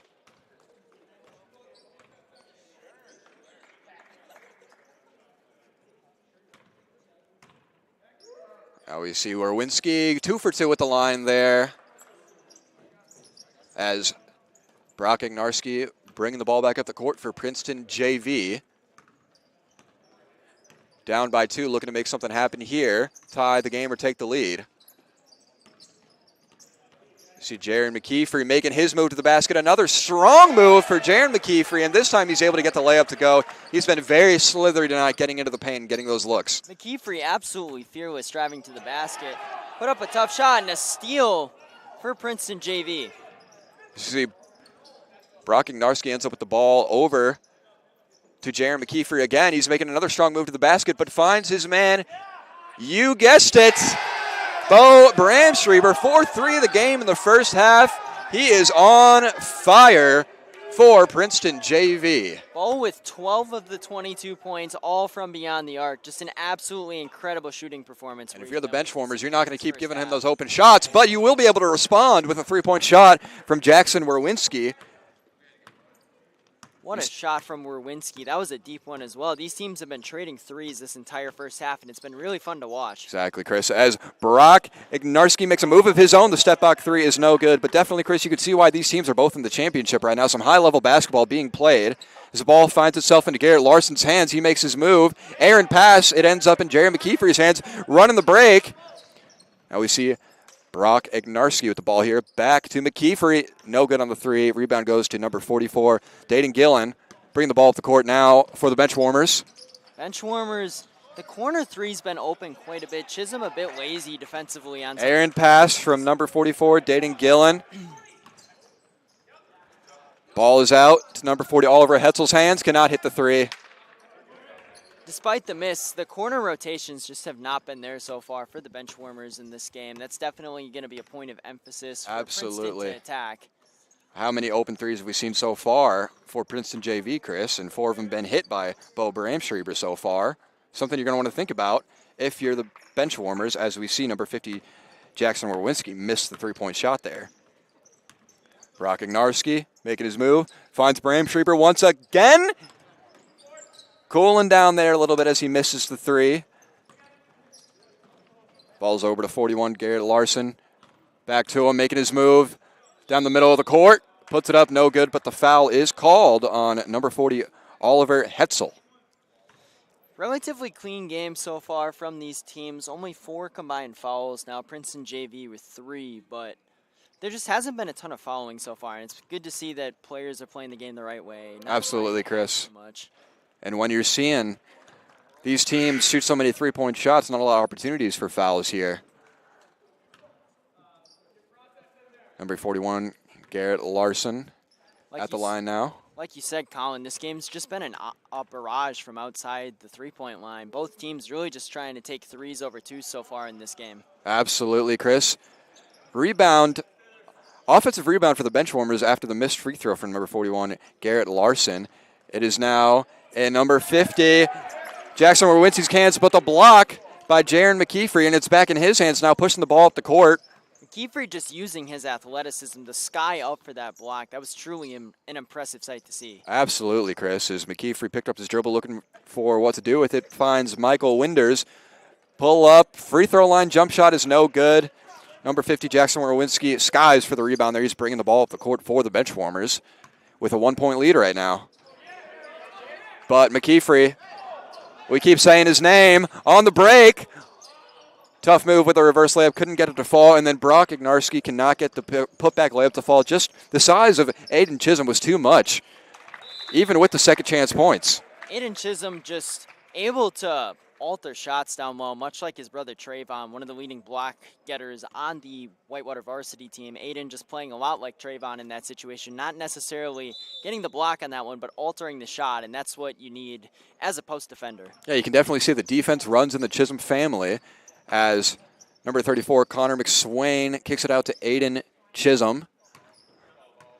He's sizing up his man. It is Bramschreiber over to number 34, Connor McSwain. No good on the three, but number 44, Dayton Gillen is there with the offensive rebound. Kicks it out to number 41, Garrett Larson. Finds Chisholm again. Back to Chisholm. Let's see what he can do on Bramschreiber. Taking him to the paint. Over to 44, Gillen. Over to 44, Gillen again, gets his own rebound, back up and in. Just physical play there from Gillen, able to get his own rebound and put it back up and in over the 2 Princeton JV defenders. Second chance points are definitely going to be, pun intended, a point of emphasis as we go forward in this game. Those could win or lose you a game sometimes, Colin. Absolutely. Got to get those rebounds. Boardman gets paid, as Kawhi Leonard once said. McKeefery is out there with the ball. A lot of movement from Princeton JV. Definitely a very fluent offense for them as they find number 42, Lamarand, over to McKeefery. Once again, finds himself in the paint, hits the little close fadeaway jump shot there from about 3 feet out from the basket. Another bucket there for McKeefery. McKeefery just so athletic. He's already made multiple plays on the defensive end, already had a few tough finishes as well. He's really impressed me so far in this game. Absolutely, just so athletic, able to find his spots and able to make an impact on defense. As we see number 44, Dayton Gillen with the ball. Over to number 41, Larson. Over to the corner, number 50, Werwinski misses the three, and McKeefery with the ball in his hands once again. Let's see if he can put that athleticism on display once again, Chris. Yeah, we will see on this possession for sure. He has a height advantage on his man Werwinski right now. We'll see if they try to take They advantage. go to 33. Winders out to the corner. Man of the hour, Bram Schreiber cannot hit his 5th three of the game as the ball finds 34. Connor McSwain, who cannot hit the pull-up three in transition. Questionable shot there. In transition, pulls up for 3. Definitely earlier on in the clock, you could have probably held and tried to get a better shot, but I myself have done that plenty of times. Absolutely, Chris. Much to Sometimes the dismay of my teammates. Sometimes you get trigger happy, you're feeling it. And if you make it, everybody loves you. Brock Ignarski going down the middle of the lane here. Finds number 33, Michael Winders. Good active defense from number 34, Connor McSwain, able to get the ball to Chisholm out on the break. They've got an advantage, but a foul is called on the floor on number 33, Michael Winders for Princeton JV. About 31 seconds to go left in this first half. It's highly unlikely we'll see a bonus scenario here in this first half. Only the 4th team foul for Princeton JV. Absolutely, with only 30 seconds to go. Unlikely we'll see some bonus shots here. Oh. Another foul called there on Princeton JV. Quickly into that possession. As number 50, Jackson Werwinski, will take the ball out of the bounds on the baseline. They get it over to Aiden Chisholm. Shifty move there through the contact by Bram Schreiber. Cannot get it to go. Over to McKeefrey. Bram Schreiber's just done an absolutely incredible job guarding up on Aiden Chisholm. He hasn't been able to get anything easy in this game. Absolutely, Chris. Talk about a 3-and-D guy. 4 threes on offense and stopping the other team's best player on defense as we see Brock Ignarski back out. We keep saying his name. Can't get it to go there. Bram Schreiber. Oh, and that's it. And at the end of the half, the score is Princeton JV 24 and the Benchwarmers 25 with a 1-point lead. I'm Colin Reynolds. Alongside me is Chris Pittner, and you are watching Intramural A Bracket Championships on UWW-TV. Chris, what things stood out most to you in the first half of play?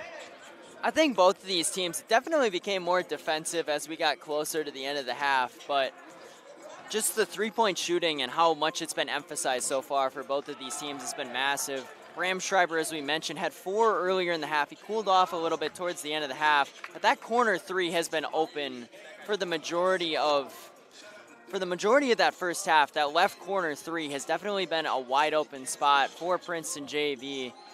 And they just have some athletic players that are able to slash into the lane as well. But when you look at the Benchwarmers, they've just been able to hit some threes as well. They've just had a couple of guys that have just been able to hit so far, but they've done a great job. Princeton JV has containing Aiden Chisholm. He's had a tough time just getting any shot that he really wants down low or outside. Absolutely. Absolutely, Chris. And we've seen some impressive ball movement, as you were saying, from Princeton JV. They're able to drive the ball into the paint, and something the Benchwarmers will definitely focus on going into halftime is trying to cover that left-hand corner shot, but we'll be back with second half coverage in a bit. Our score at the half is Benchwarmers 25, Princeton JV 24. This is the Intramural Basketball Championships on UWW-TV.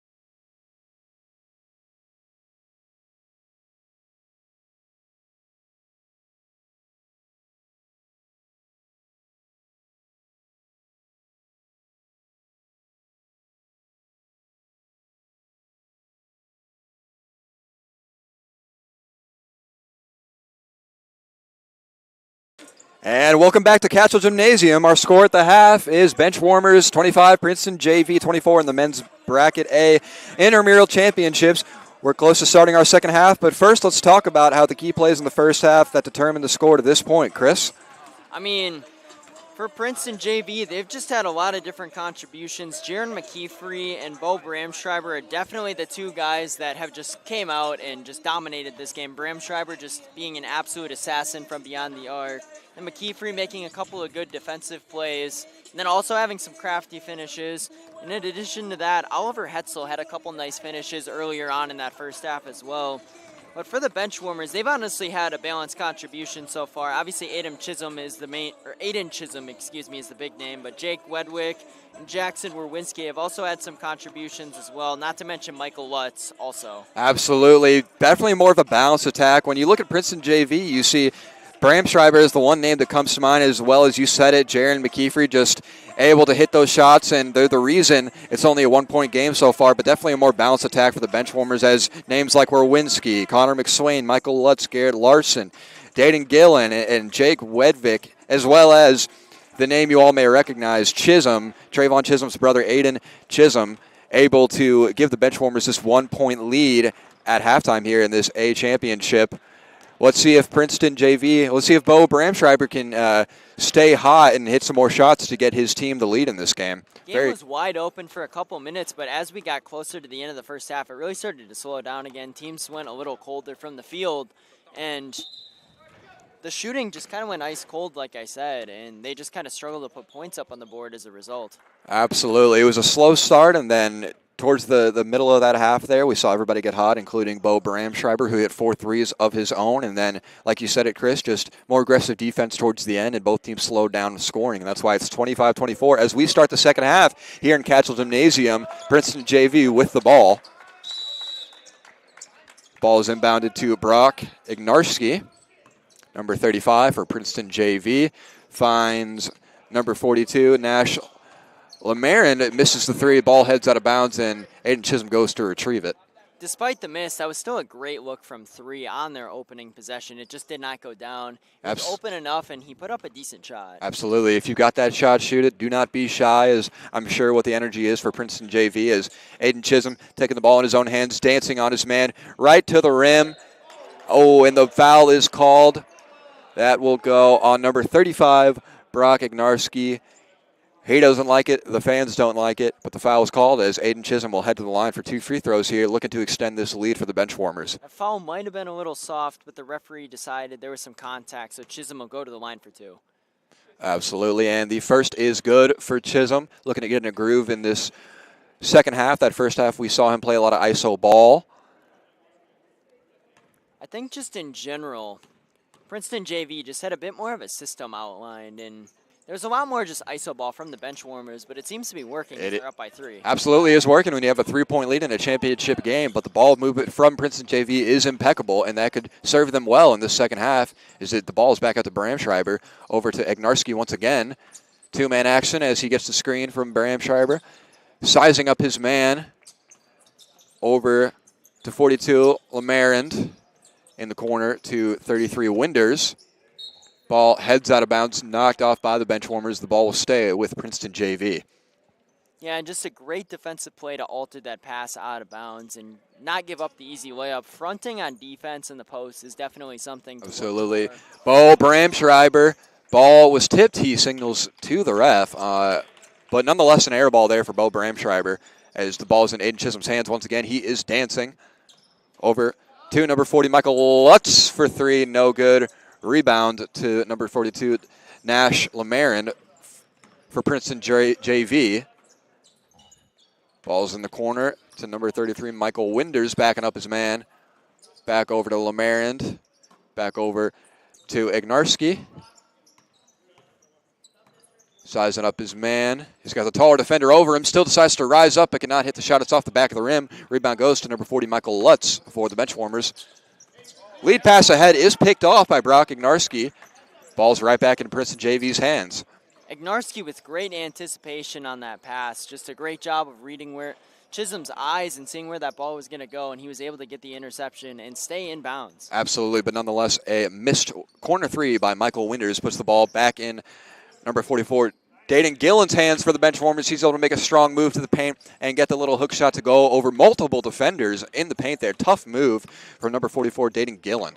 Yeah, and that was a great shot. He was able to go up with his opposite hand on the weak side and just able to put in a nice floater in the bench. Absolutely, as Brock Ignarski kicks out to Nash Lamarant, who gets one to go this time. Another similar shot to the one we saw him start the half with, but this time it goes down for Princeton JV. A very crucial three-point shot for them.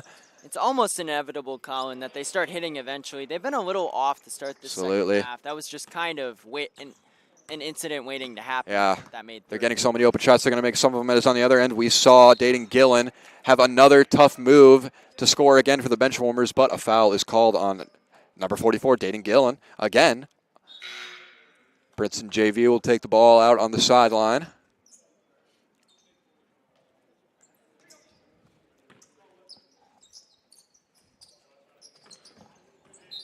Ball's tipped by number 50, Jackson Orwinski of the benchwarmers. Ball, once again, will stay with Princeton JV. Bram Schreiber to take the ball out over to Brock Ignarski. Crossover move to the outside. Over to 41. Ryan Aketa, no good on the three, but the ball is tipped by Princeton JV back into Ignarski's hands. He's sizing up to his defender. He's making a strong move to the paint. He is taking the fadeaway jumper, and he hits it. That was a fantastic turnaround on that shot. Just a great job drawing the defender in, stopping on a dime, and turning around with a great spin move to put the shot in the basket. Absolutely, Chris. We're seeing some back and forth action from these two teams as Aiden Chisholm picks up the ball, passes it over to number 40, Michael Lutz. In the paint once again, that is Dayton Gillen. He hits the shot, and he's fouled. He's heading to the line to get three the hard way. He just has such a long wingspan, and he's able to use that to create separation and finish tough looks that most players can't. Yeah, absolutely. Those long arms and that physical strength he has is able to assert himself down low and create those opportunities to hit those tough shots. And this time he gets fouled while hitting the shot, heads to the line and misses the free throw, cannot convert the and one. Rebound goes to Princeton JV, and the ball's in Ignarski's hands.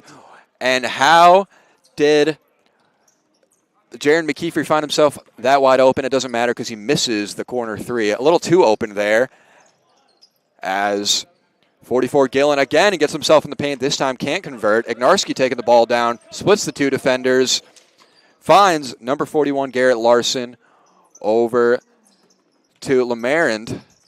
Oh, what a move there from Brock Ignarski. Shook his defender in his boots, gets for the tough left-handed hook shot in transition there. Tough move from Ignarski. Ignarski just creating so much separation off that move, and he was able to use that to propel himself to the opposite side and put up a fantastic reverse finish. Absolutely. As we've seen, Aaron pass from Chisholm is saved by number 50, Orwinski. He throws the ball right to Bram Schreiber, who cannot get the transition layup to go. As the ball is out of bounds onto that. Just a hectic play there, but the ball ends up right back in the bench warmer's hands. Bram Schreiber just a little bit out of control on that take to the basket, unable to get the layup to go. He just didn't look like he had full control of the ball when he went up with it. Just going too fast with it, and we know those transition layups can be tough when you're going that fast, but he was not able to convert it there as the ball is in Aiden Chisholm's hands once again. Over to number 44, Dayton Gillen. He's in the paint. He's outside hitting that three. He's doing everything right now for the bench warmers to give them a 5-point lead.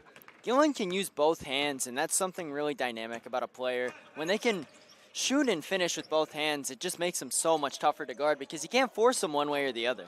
As the ball is back in Gillen's hands after the miss from Ignarski, a 2v2 fast break here. Number 50, Orwinski went in tough on Bram Schreiber, could not hit the shot, and then the ball bounces off of Orwinski out of bounds, and the ball will go to Princeton JV. Princeton JV with a fantastic recovery on that play. Stopped the fast break. It looked like that one would have gotten a little ugly on that possession, but they were able to make a fantastic recovery. Just textbook transition defense there from Princeton JV as Jaron McKeefer has the ball here, finds Bram Schreiber down low, asserts himself, goes up, and is fouled by number 50, Jackson Orwinski. Bram Schreiber will head to the line for 2 free throws. We know he's a shooter.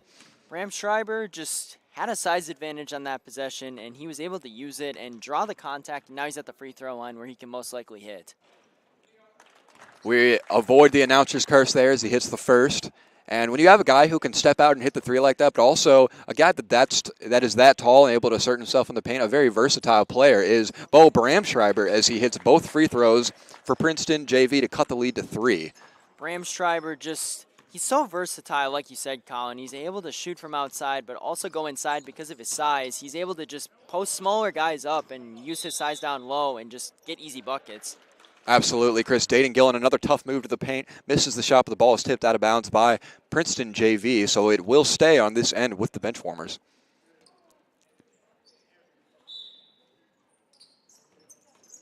The ball is tipped, ends up in number 50, Werwinski's hands. Back out to Gillen. Another tough move to the paint. Can't get it to go again, but is able to tip the ball off of Brock Ignarski's foot and back into Aiden Chisholm's hands. Shoots the pull-up 3, does not hit. Rebound goes to number 42. One of the few shot attempts Aiden Chisholm's been able to get. Bo Bramschreiber just doing a fantastic job on defense. Chisholm's tried to size him up a couple of times. He's just had no room to do anything. Absolutely, as Lemaire, number 42 for Princeton JV, the three-point shot is in and out, but Aiden Chisholm takes it to the smaller defender Ignarski, but cannot hit the transition layup. Aiden Chisholm has not been able to find his rhythm here in the second half. Yeah, just a couple of tough rolls off the rim, especially on that last take. Like, he was able to create separation, get down low, but just unable to put the finish in. Definitely. Jaron McKeefery with a tough move to the baseline, but he is fouled on the floor, and he will take the ball out on the baseline for Princeton JV. Gets the ball to 42 Lemaire and saves it back into McKeefery. He's got the ball being guarded by Chisholm. He's sizing up his man, looking around the court.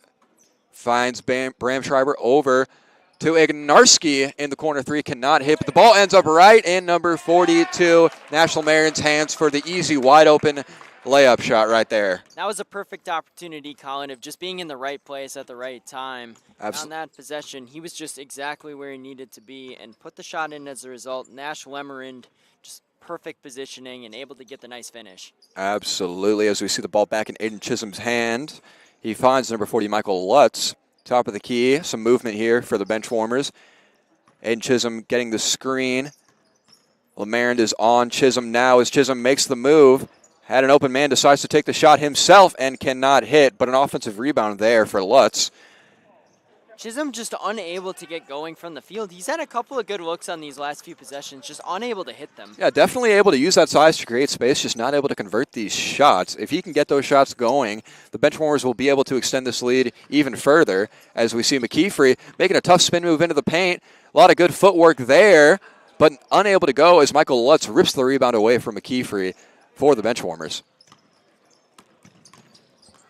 Michael Lutz, just a huge presence defensively on the boards and then also on offense, but Chisholm finally gets a nice move to the basket and gets a bucket. Absolutely. Trying to get his rhythm by getting down low and getting an easy layup. When the jump shot's not going, he is deciding to get the ball going down low for Chisholm as Chisholm finally gets on the board here in the second half and extends the lead to 3 for the bench warmers as we have a timeout on the floor.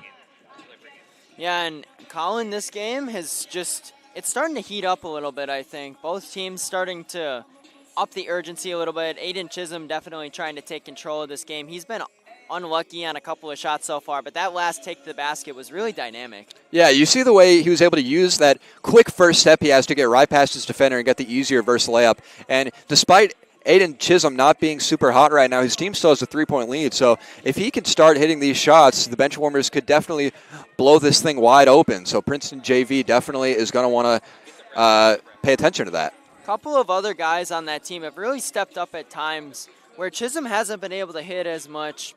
Especially Dayton Gillen has just been absolutely dynamic for them. He's been able to get to the basket a couple times. He hit a 3, he has 7 points in this half. And he's kind of ambidextrous in a way. He's able to use his left but also finish with his right. Definitely, Chris. You see the way Gillen is able to get down low, assert himself in the paint, use that strength and long arms to score points and draw fouls, and also step out and hit the 3-point shot. Some definitely much-needed offense for the bench warmers. As out of the timeout, the ball is in Princeton JV's hands, and Jaron McKeefer bringing the ball up the court, guarded by Aiden Chisholm. A lot of movement here from Princeton JV. Bramschreiber with the ball over to Ignarski. Taking the screen, Bramschreiber finds himself outside the three-point line, over to number 40, Oliver Hetzel. Back to Lamarand. McKeefery with the ball. Over to Bramschreiber. Pump fakes the three this time, does not take it. Finds McKeefery. Back to Ignarski, takes the screen from McKeefery. Spin move out to McKeefery. Oh, pump fakes the three, gets Aiden Chisholm to jump, and finds Lamarand in the corner for a three and cannot hit. Great defense from the benchwarmers there. Yeah, the benchwarmers just doing a great job of rotating around defensively. There was not an open shot, on that possession for Princeton JV. And Aiden Chisholm on the other end tries to get it going once again with a three-point shot there, but off the rim. And in transition for Princeton JV is Oliver Hetzel, cannot get the shot to go. Gillen going down the lane once again. Like you said, he's ambidextrous, able to use that left hand to get the layup there. Another tough transition layup for Gillen.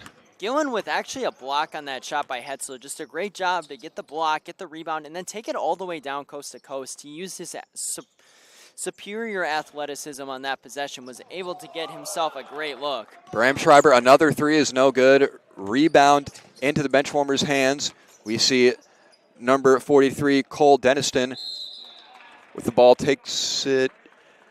That was Jackson Warwinski taking it into the paint, drawing the foul, and he will go to shoot 2 free throws for the benchwarmers with a 5-point lead currently. Yeah, definitely one of their bigger leads of the night for the benchwarmers. This game's been really back and forth so far. As we get closer to the end here, it's going to become a chippy contest, you have to think. Absolutely, Chris. Jackson Warwinski hits the first free throw to extend this lead to 6. Princeton JV definitely going to eye the clock there and try to get something going as Warwinski extends the lead to 7 on the second free throw. Brock Ignarski with the ball now, bringing it up the court for Princeton JV, trying to get something going. Maybe get Bo Bramschreiber going. Hasn't really been going in the second half, but Brock Ignarski over to 40, Oliver Hetzel. Wide open free throw jump shot. One of the easier shots you'll get in a game like this, and absolutely swishes it. In a game where offense is slightly harder to come by, you just got to take what the defense gives you, and Hetzel did exactly that on that possession, just taking what the defense gave him and putting in the nice shot. Absolutely. As we see 43 for the benchwarmers, Cole Deniston hits the shot, gets on the board for him. 3 points for the benchwarmers, extends this lead to 8. Great shot by Deniston on that possession. Extended the lead for them, but another nice take. I believe that was Ignarski on that possession. Ignarski, so crafty, able to get himself in the lane, get his spots, and converts another layup to keep them in this game as Aiden Chisholm, doing it all himself, takes in, misses the shot, gets his own rebound, misses again, and now it's back in Ignarski's hands, pushing the ball up the court quickly for Princeton JV. Going down the lane again, finds McKeefery. Dribbling in the paint, spin move, easy right-handed layup for McKeefery. Cuts the lead to 4 now. Princeton JV is right back in this game, Chris. Oh, Bramschreiber able to stop Aiden Chisholm twice down low on that last possession. Just the marquee matchup here tonight. Bramschreiber's just done an absolutely incredible job on Chisholm defensively. Absolutely. While Bramschreiber has slowed down in the second half, the defensive end he has not been shutting. He has been shutting down Aiden Chisholm. As we see Oliver Hetzel kicks it out to Bramschreiber. And he's a little too open there. He's again hit the corner 3. Definitely cooled down in the second half for Princeton JV as we see Dayton Gillen bring the ball up the court for the benchwarmers. Sometimes, Colin, when you're a shooter, there is such a thing as being too open. You almost overthink your shot. Absolutely. As number 50, Jackson Warwinski for the benchwarmers gets the smaller defender on him, makes a tough move to the basket, an easy layup for him. Warwinski, I've noticed, has a fantastic spin move down low. He's just able to spin off defenders, create some space for himself, and finish in those tough windows. Yeah, just so crafty down low and able to create good shots for himself. As, speaking of crafty, Jaron McKeefery, so athletic as we've been talking about before, gets himself to the lane with that long stride and uses those long arms to convert the layup. He was able to get around Aiden Chisholm on that possession and just create a great scoring opportunity for himself, but we see a kick ball here. As number 35, Jake Wedvik will come into the game for number 43, Cole Deniston for the benchwarmers. Ball out of bounds sideline for the benchwarmers. Inbounded to Aiden Chisholm. Taking things slow here with about 4 minutes left to go in this one. Colin, you have to wonder when the Princeton JV are going to start just applying more full court pressure. The Benchwarmers were content on that possession to take some extra time off the clock, just kind of slow things down and hopefully hold on to this lead for them. Definitely, and as this clock gets shorter and shorter, Princeton JV is going to have to apply more pressure, as another shot there for the Benchwarmers extends the lead to 6 for them. Yeah, the Benchwarmers still staying steady from anywhere from 4 to 7 points away. Shift Princeton JV just having a tough time truly denting into that lead. Wedvik with the steal for the Benchwarmers on Brock Ignarski, and the ball's back in Aiden Chisholm's hands. He draws the foul, making a move to the basket. He draws that foul on Bram Schreiber. And the ball is out of bounds to the baseline. It will be number 50, Jackson Werwinski, taking the ball out here. The clock here does run all the way until the 1 minute mark in this fourth quarter. That was a risky pass for sure on that inbounds play. Through an absolute haymaker all the way down to number 35, Wedvik in the backcourt. Aiden Chisholm, like you said, here just taking his time. Got to apply some pressure as Chisholm pulls up for 3. Hits nothing but air. That would have been a dagger for the Benchwarmers, but instead the ball's back in Bram Schreiber's hands for the step back 3. This could be big. Another air ball, 2 air ball threes in a row. Bit of a nasty stretch of basketball here for these two teams. At this point in the game, Colin, it just really comes down to who has more legs, and both of the shooters on that possession just didn't get enough legs into their shot clearly, and they airballed as a result. Absolutely, as you see Dayton Gillen here, passes over to number 35, Jake Wedvik, cannot hit the 3. The ball is now in Oliver Hetzel's hands, bringing the ball up the court.